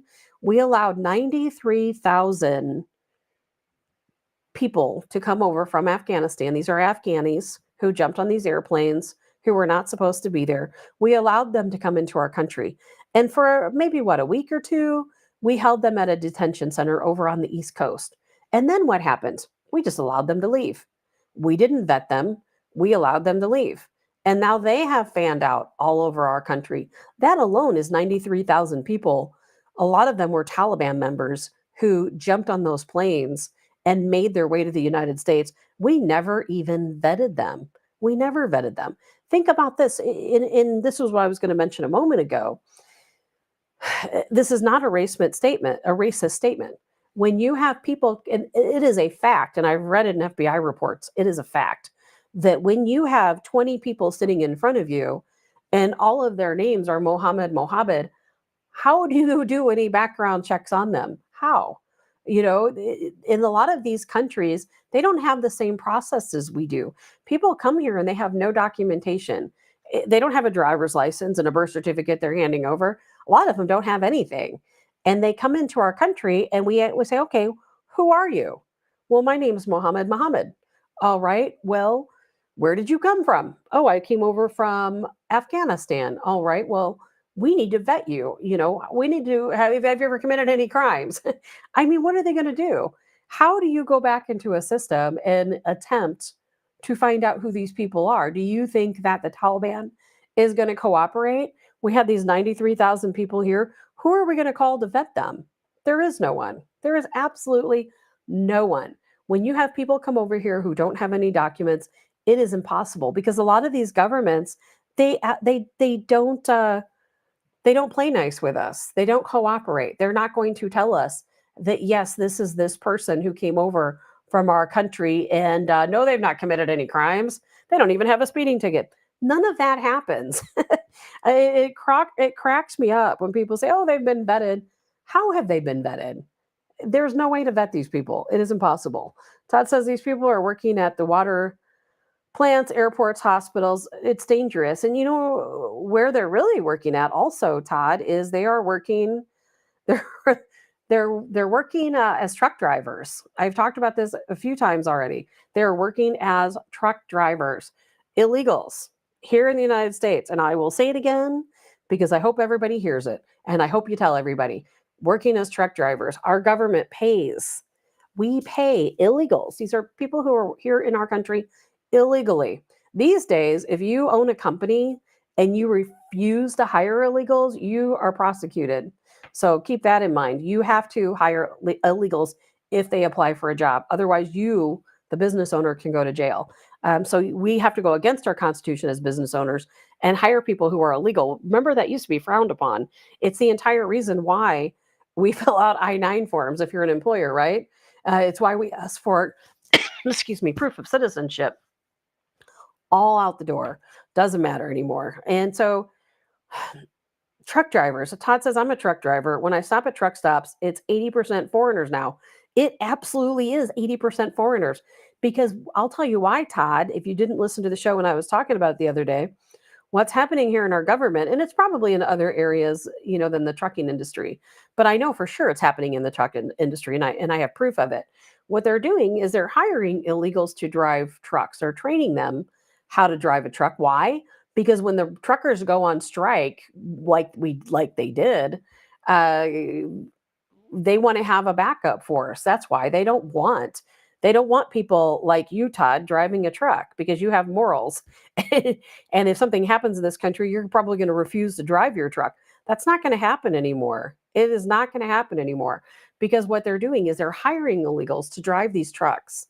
and they're paying them twice the going rate. So the company, let's say, pays you $1,000 a month. Well, the government will also pay these illegals $1,000 a month. So they're double dipping. They're getting paid twice. So Todd, these illegals are making more than you, because not only are they making the money that you're being paid, but the government's doubling what the company is paying them. So they're making twice as much for you as you. Think about that. The government is paying for their housing, for their food. They're paying for their medical care, tuition, anything they want. And the agreement is that the illegals have to drive the truck for 2 years. They have to work for the same company. They have to honor this contract for 2 years. And then after the 2 years, they become permanent legal citizens. And at that point, our government pays for them to bring their family over to join them. So for 2-year contract, they're making twice as much as Americans. Plus, on top of twice the salary, they're also receiving all of their entire life is paid for. I mean, everything. They're going to end up being the wealthiest people in our countries, right? It is crazy. Pam says, as an employer, I still have to turn in an I-9 for everyone. Me too. And Pam, when I fill out I-9s for people, and I hire a lot of people, if they don't prove that they're U.S. citizens, they don't get hired. But according now to the government, guess what? I could probably go to jail for that. Jay says, our last county fair, no more carnies. Everyone was Mexican and no one spoke English. The world is changing. The world is definitely changing. We cannot stop it from changing. And, and what can we do about it is a whole nother story. I don't think we can do a whole lot of anything. One of the last things I want to touch on before I want to talk about, because things are crazy in our world, I want to talk about some ways you can make money, something outside of the box that a lot of people are, different things people are doing. And I'm just going to go over a brief list here in a few moments, but in our own lives, we have to think outside of the box. And I touched a little bit on this yesterday. There are so many ways that you can make money out of your own home. And I'm going to get to that. But I wanted to talk about the Olympics for a moment. Lori says, I don't understand why everyone is not outraged by this, regardless of party affiliation. Lori, I don't get it either. I don't know, but I think they are. I think we're just not seeing it in the media.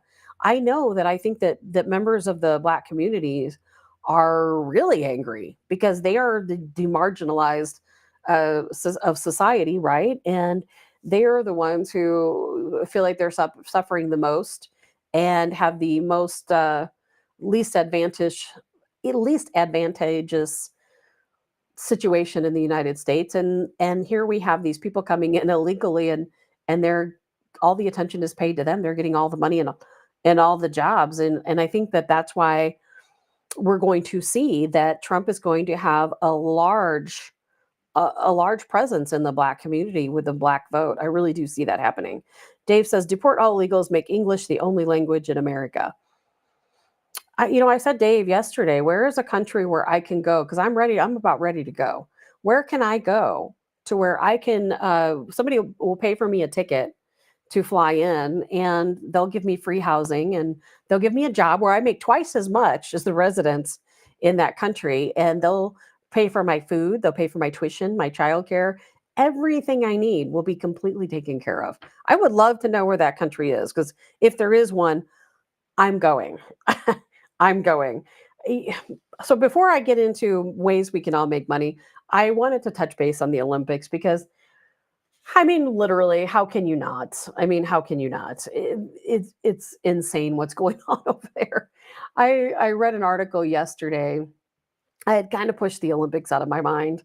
And I was reading an article yesterday about the living conditions and how terrible they are over in Paris for the Olympians, for the athletes. They're all in Olympic Village for the most part, except for the one, the rapist that raped the 3 little girls. He was eliminated, by the way.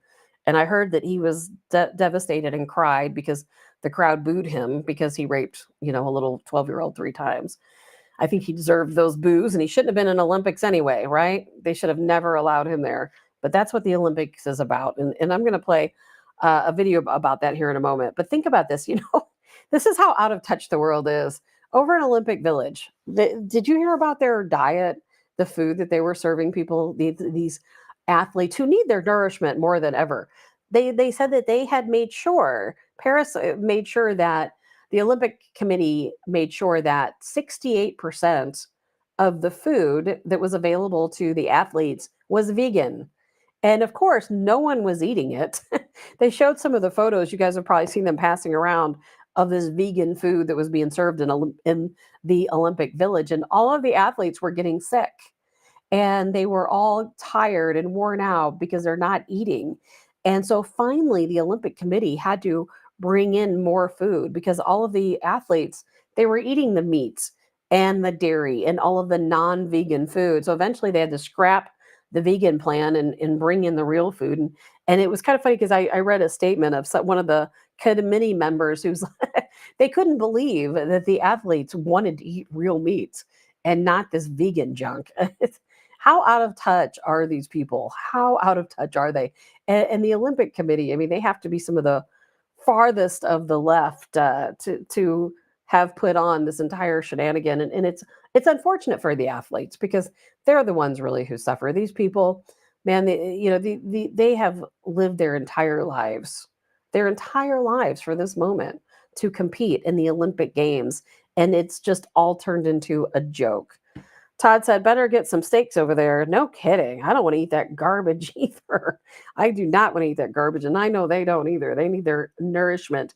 Did you guys see the table tennis match? Usually, from what I understand, is that China usually wins the table tennis matches. They usually, from what I hear, I didn't confirm or look this up, they usually take the medals for table tennis. Well, this year, we, the United States, we beat them. But we beat them with an all Chinese team.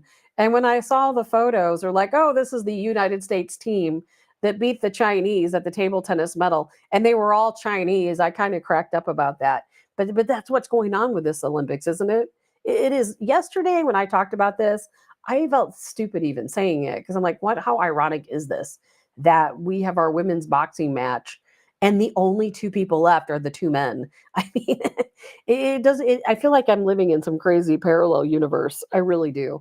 And there have been at least a couple of Olympic Committee people who have very publicly spoken out against it, and they are saying that they do not want males competing in female sports. I don't think that it's going to matter. I don't think it's going to matter, but that's what they're saying. And apparently the conditions are so bad in Olympic Village. I don't understand the whole cardboard thing, and I don't know if you guys do, where their beds are made out of cardboard, their furniture's made out of cardboard. They're crammed into these little areas. I've been reading that there's no air conditioning in Olympic Village, so the athletes they're tired, they're hungry, they're hot, they're having a really difficult time. There was a guy, I can't remember what country he came from, or I think, he was Italian. He was Italian. And it was so bad in Olympic Village that he decided to sleep in a park next to a bench because he couldn't sleep in the bed.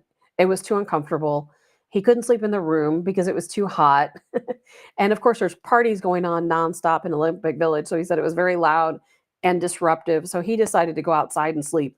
And some people happened to walk by and see him sleeping and took a video of him and some photos of him sleeping. I thought that was hilarious.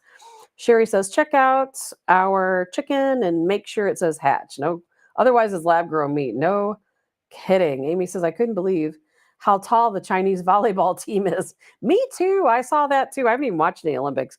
I've just watched a couple little pieces here and there. So I want to show you, I had made a post on Facebook one day about how I had asked people on Facebook, a lot of people I know, probably most people I know, attend some type of church service. And I said, well, did your preacher, did your minister, did anyone speak out against what happened at the Olympics? And this was the Sunday directly after the Olympic ceremony.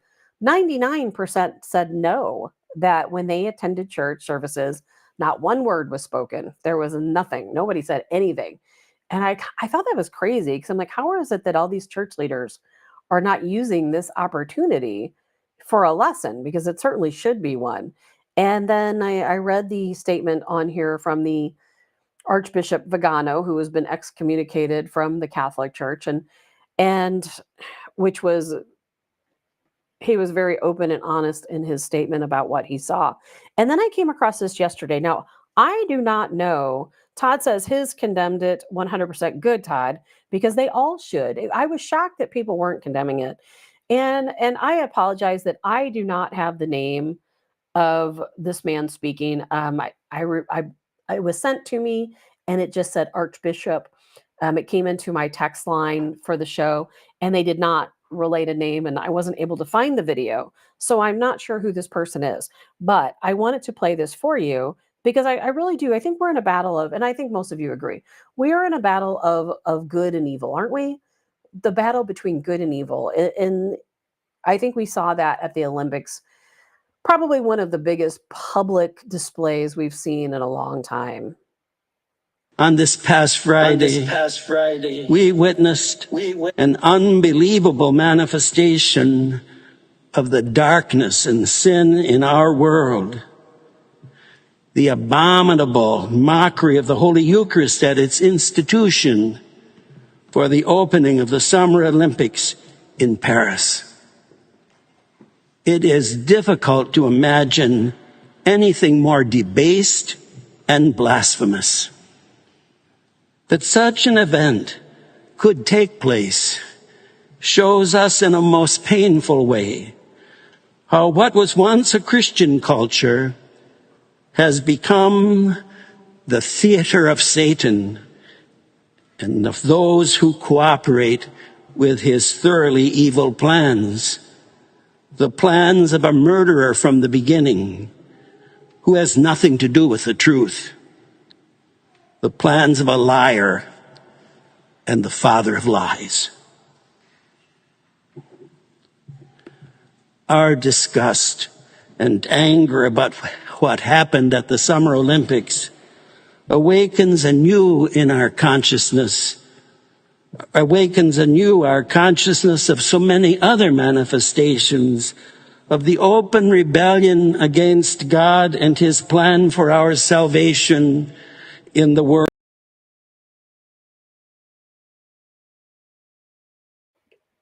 Was that still echoey? Hopefully not. And hopefully I have my sound back. I was having some technical issues earlier when I play videos, but oh, I did get this echo sound out. Yay! How? I don't know, Margie, because I didn't do anything different. It's all just electronics for you, right? Modern times. That was powerful, in my opinion. You know, I wish more people would speak out about the good and the evil and the satanic and in everything we see right now. It's in everything. It is in everything. I go to the store. You know what? I don't know if I'm looking for it more, if I just see it more. I see satanic symbols everywhere, everywhere. It's all over, of course, when you see concerts and I don't understand it, and I'm not going to down Taylor Swift right now because that's a whole nother story, but it amazes me how many parents take their children to Taylor Swift concerts, how many parents let their children, their little girls idolize Taylor Swift when she herself has had satanic rituals at her concerts. I've seen it with my own eyes, so you can't tell me it's not happening. It's happening all over the place. It is a battle. We are fighting for our souls at this point, fighting for our souls. And again, with a Harris, I know I keep referring back to the election because it should be on all of our minds. What's going to happen during a Harris administration? I mean, these people have no moral compass whatsoever. None. What are they going to do to us? How are we going to protect the sanctity of our churches, of our faith, of our Christianity? Because, I consider the United States based in Christianity. I consider our country to be founded on Christianity. There will be people who disagree with that, of course, but that's how I feel. And I think it's how most of you feel. How are we going to be when we have a bunch of atheists running the country, a bunch of Satanists running the country? It is much more. There is much more to this election than just being conservative against liberal or Democrat against Republican. We are fighting for our souls and for our Christianity and for our freedom. And I'm very worried about what's going to happen. And that's part of the reason why I decided to start this podcast, because we have to talk about these things. We have to start being communicative about what's really going on in this country, because you're not going to hear it on Fox National.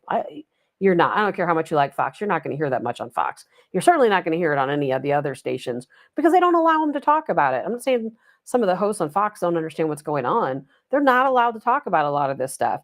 We have to find a way to cover these topics because I really think that Satanism is taking over the country.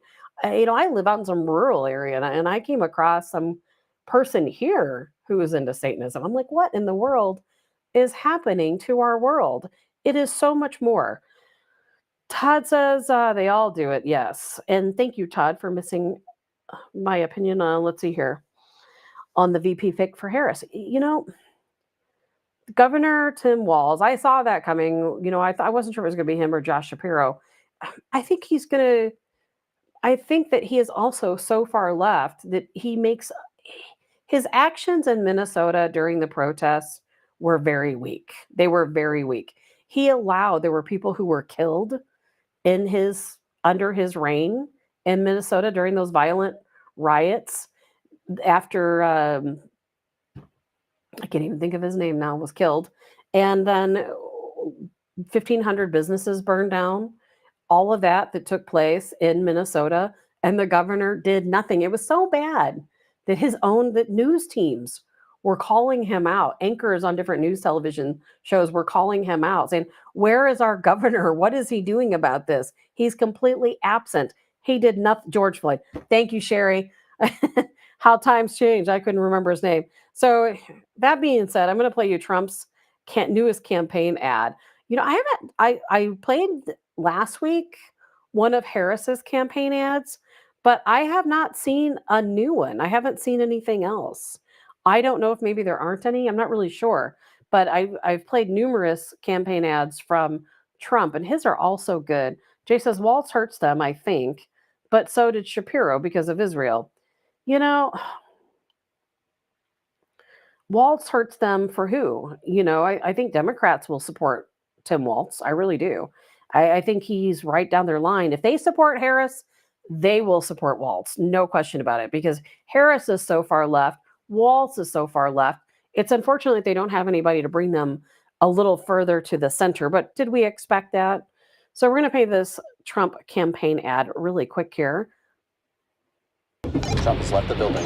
We can now project the winner of the presidential race. Donald Trump wins the presidency. What started off as unlikely, impossible, is now reality.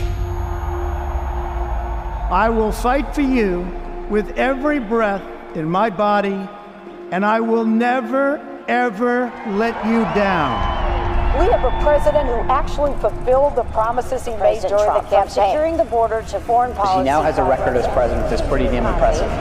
Breaking news out of Palm Beach, The FBI has executed an unprecedented search warrant at President Donald Trump's Mar-a-Lago estate. The former president has both sides of the political aisle up in arms. It is a dangerous and unstable moment in American history. The Justice Department has just indicted former President Donald Trump. For 7 years, they hated him, they targeted him, they hunted him. This is the epitome of the abuse of the prosecutorial power to preempt political decisions. I never thought anything like this could happen in America. The only crime that I have committed is to fearlessly defend our nation from those who seek to destroy it. The more that a broken system tells you that you're wrong, the more certain you should be that you must keep pushing ahead. They want to take away my freedom because I will never let them take away your freedom. They want to silence me because I will never let them silence you. They're not coming after me, they're coming after you, and I just happen to be standing in their way, and I will never be moving. On November 5th, 2024, justice will be done. We will take back our country, and we will make America great again. America will always rise to every challenge and overcome every danger. Donald Trump seems to always get stronger when challenged. These types of things, I think, give him strength. When I'm reelected, I will totally obliterate the deep state. As long as we have pride in our beliefs, courage in our convictions, and faith in our God, then we will not fail.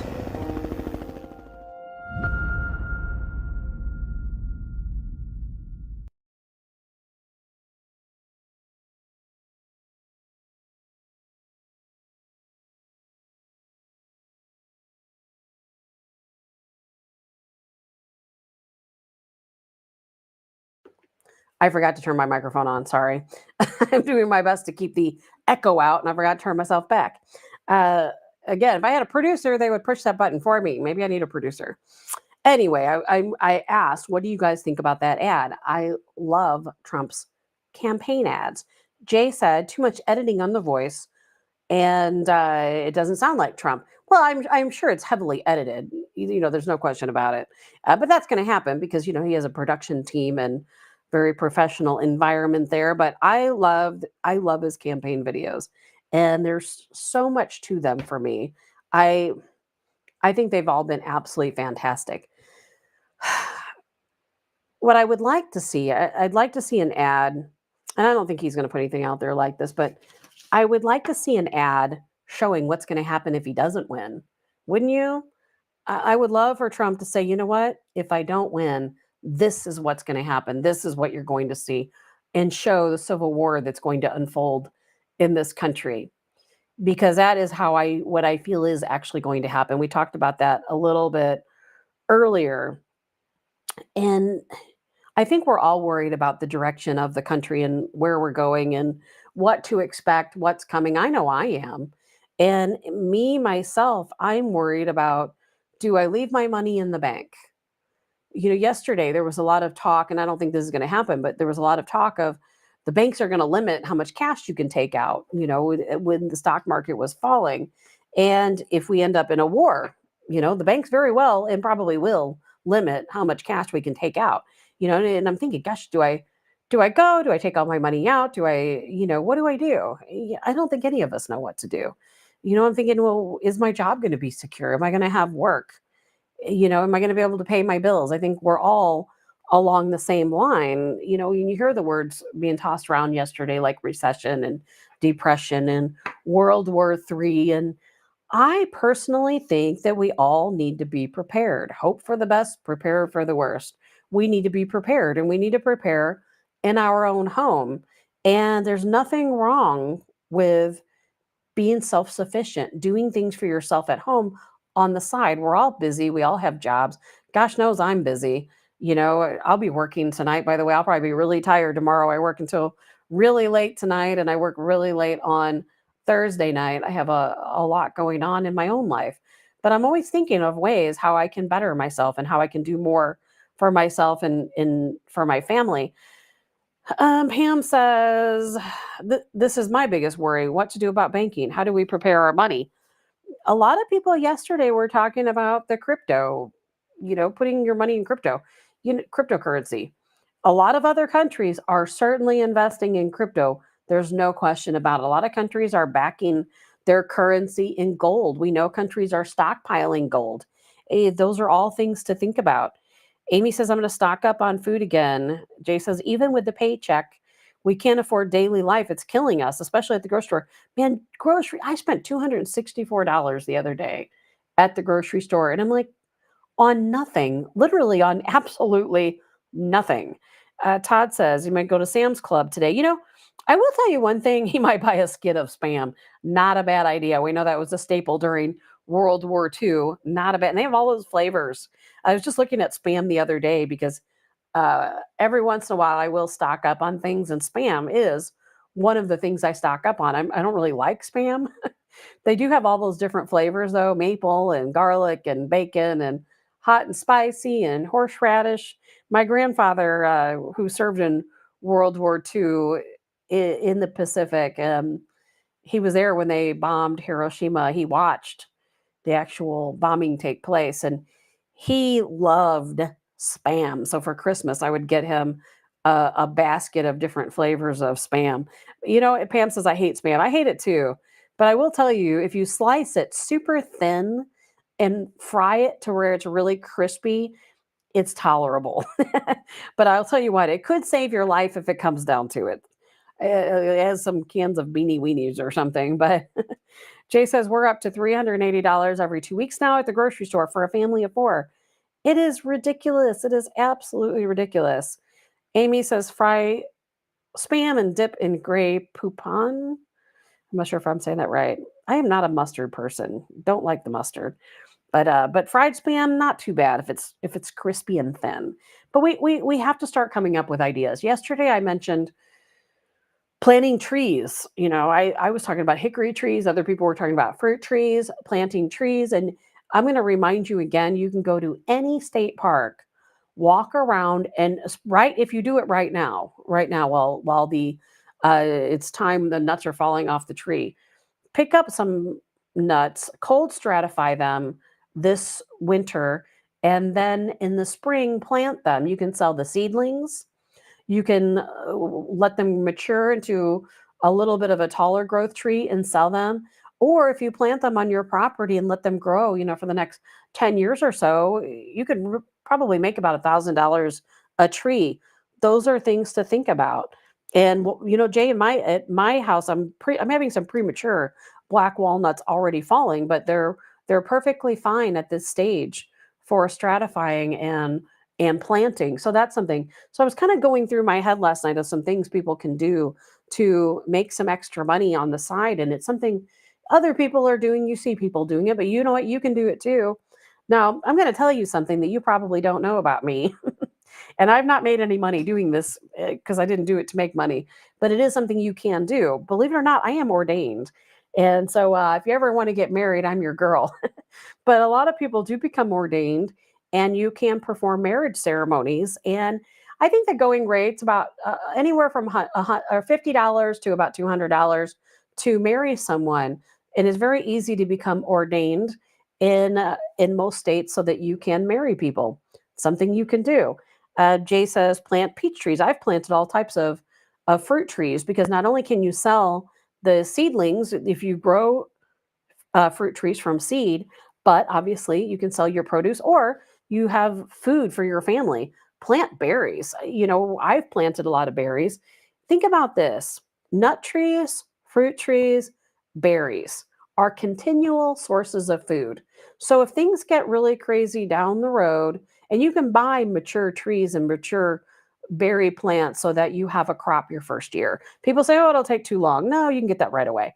It's never ending food source for you. Every year that will be something you can sustain your family on if it comes to that. Otherwise, you can make some really great jams, and different things like that. I know a lot of people who've gotten their certification to be a notary. It's not that difficult to become a notary. You do it online.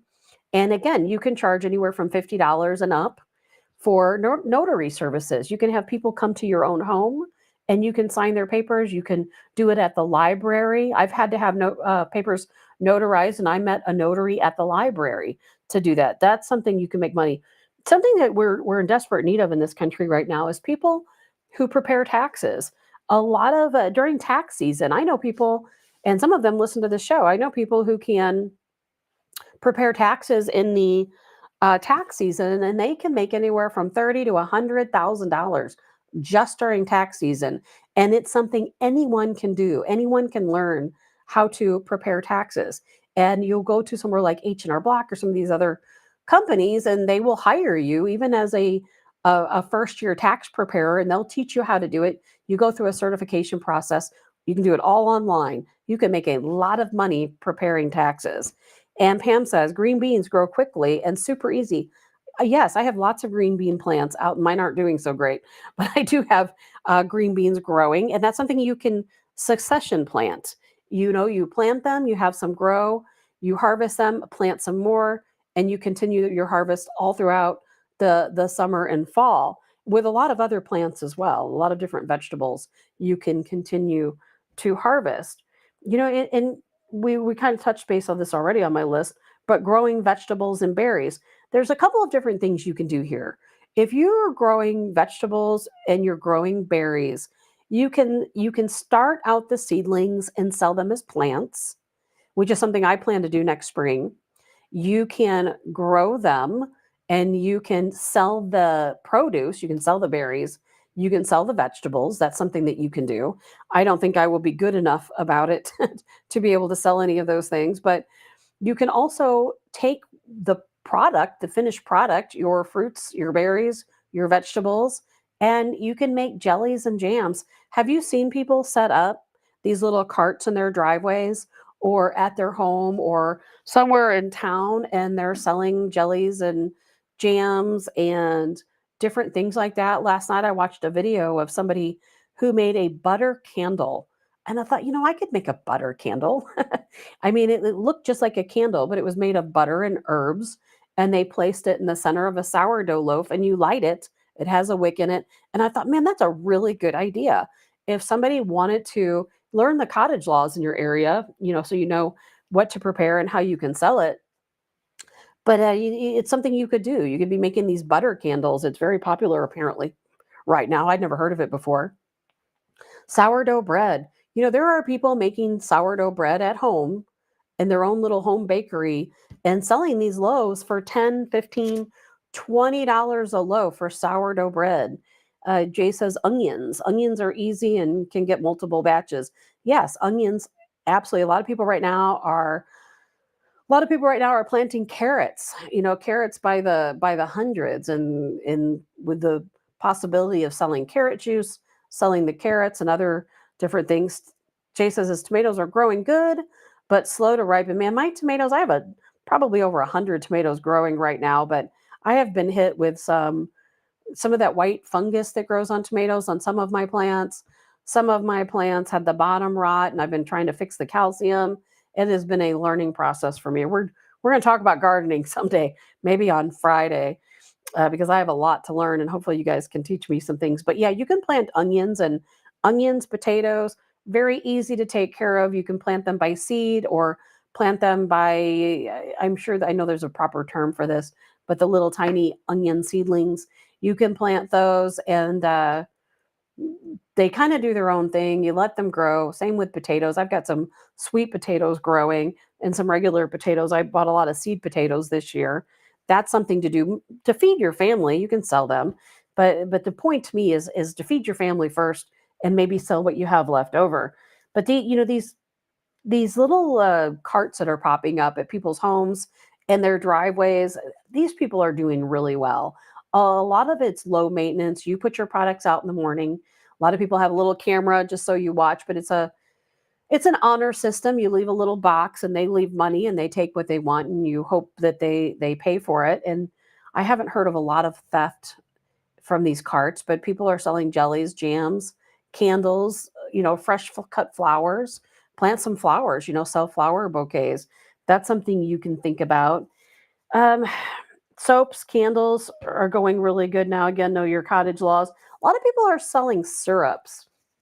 They're taking their fruits or even buying. A lot of times, farmers, you can buy a big case of strawberries or berries, and they're making different types of syrups out of the berries and selling those. I made some vanilla. Now, I probably actually did make enough where I could sell some, but I made it really for personal use. I made different flavors. You can buy vanilla beans online and you take your vanilla beans, you cut the tips off, you slice them down the middle. Now, some people scrape them, some people don't. I scrape the vanilla out of mine and I use the beans.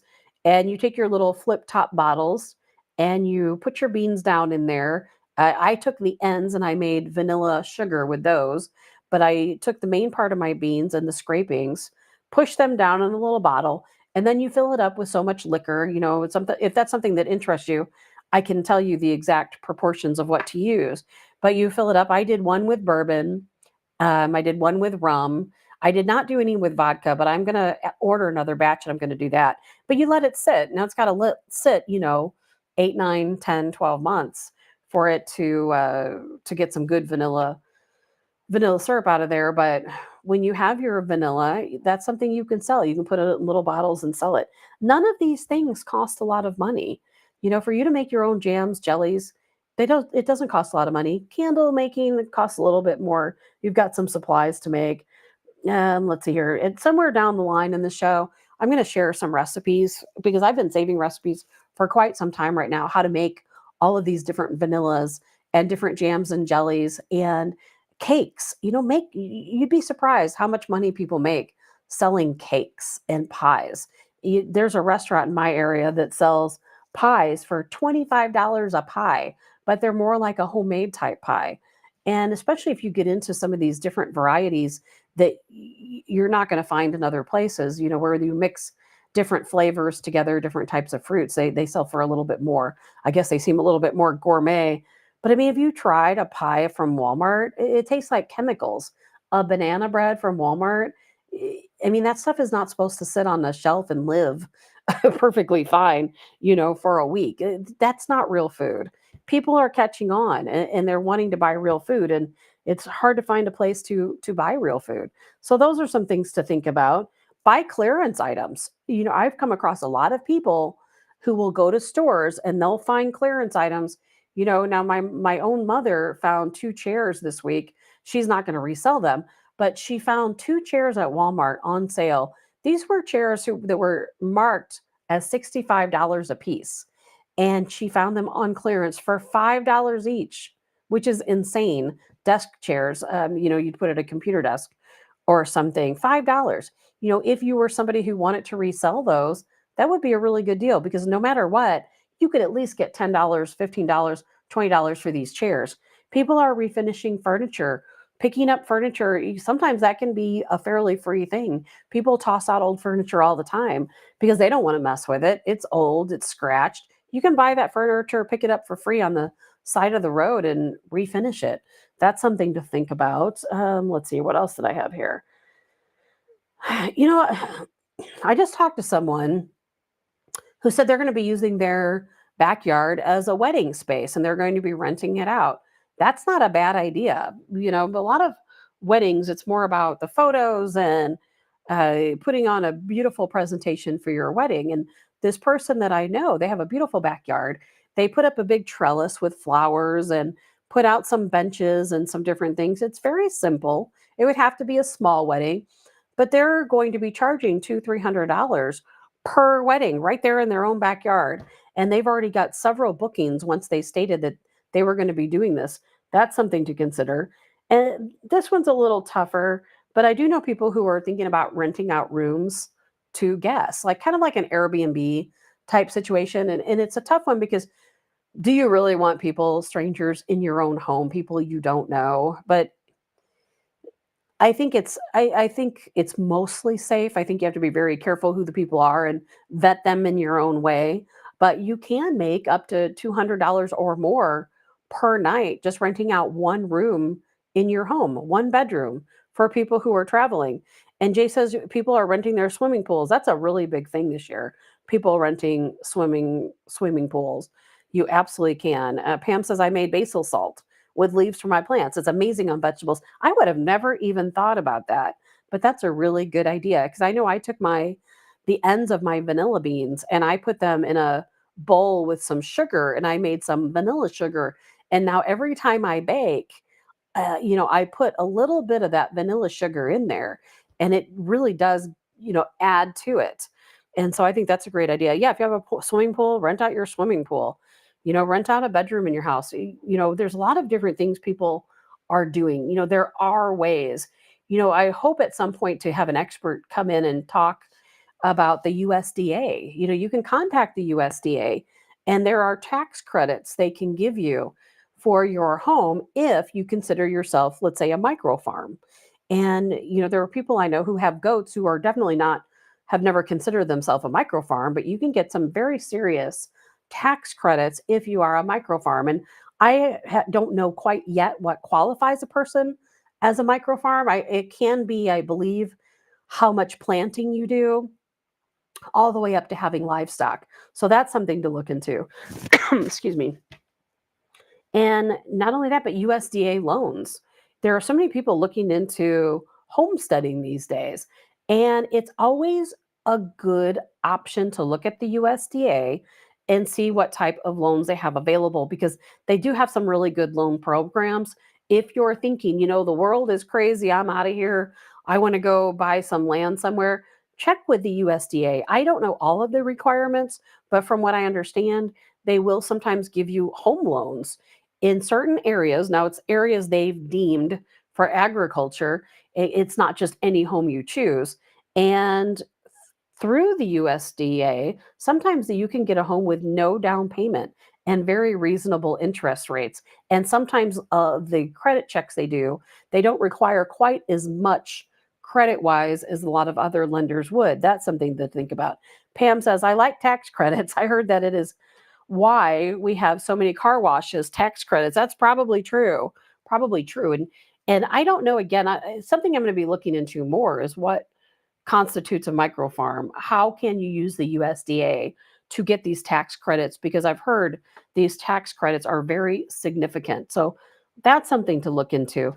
But we're going to be talking a lot about that, as this show progresses, because I think that we're all very worried about the economy. We're very worried about paying so much money for groceries at the grocery store. And I know me personally, I am trying to get myself at a place where I am growing my own vegetables and fruits, berries. I planted some fruit trees, some berries.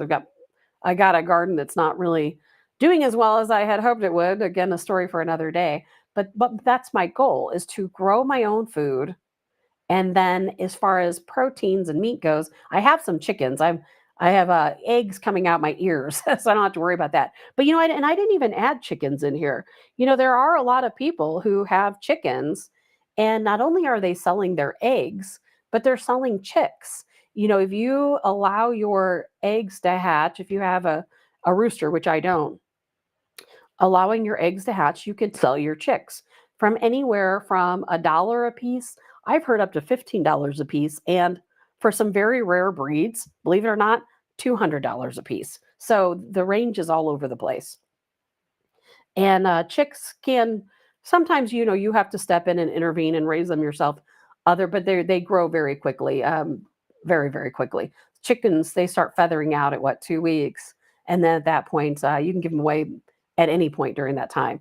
So that's something to think about. And I know where I was going with all of this is that ideally, I would like to be in a position where I'm growing my own fruit, growing my own, vegetables, going to a meat supplier and purchasing, let's say, a half of a cow or a quarter of a cow. And I don't ever want to step foot in a commercial grocery store again. That's my goal. I do not want to ever go to a Walmart. I don't ever want to go to a Schnucks or any of those places that sell Frankenfood.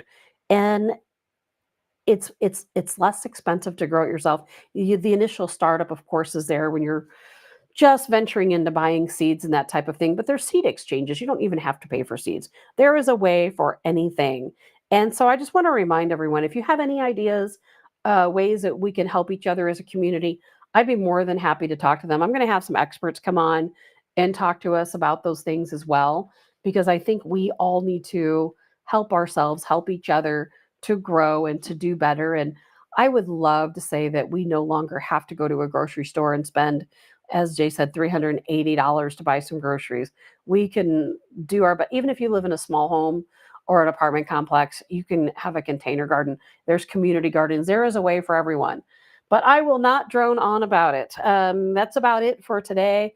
And I just want to remind everyone that Colonel Joe Adams is going to join us tomorrow morning at 8 a.m. each Wednesday at 8 a.m. and until as long as his schedule allows it, that is. So I hope that all of you do join us. I am very curious. I haven't talked to Joe. I am very curious what he also has to say about everything that's unfolding all across the world, including right here in our own country. Jay says vegetable trading with people who have different veggies. Absolutely so. One of us could even we could do a rotation and we could all start setting up a mini farmers market. There's so many different things we can all do. I'll be curious to see where it goes, but we've got to keep talking about it. We got to keep making progress on that front. And I hope all of you guys have a great day. I hope to see all of you in the morning to stop in to see Colonel Joe Adams, see what he's got to say tomorrow. I don't know what's going to happen with Iran overnight. As somebody said on the comment line, they're being awfully quiet. I think that's because they are preparing. So we need to stay on top of that. We'll talk about it first thing in the morning. I hope you guys all have a really great day, and I will look forward to seeing you tomorrow. Again, this is Tabitha Hassell with Tabs on Tap. If you like the show, be sure to share it. Feel free to comment on our text line. I'd be happy to read any of your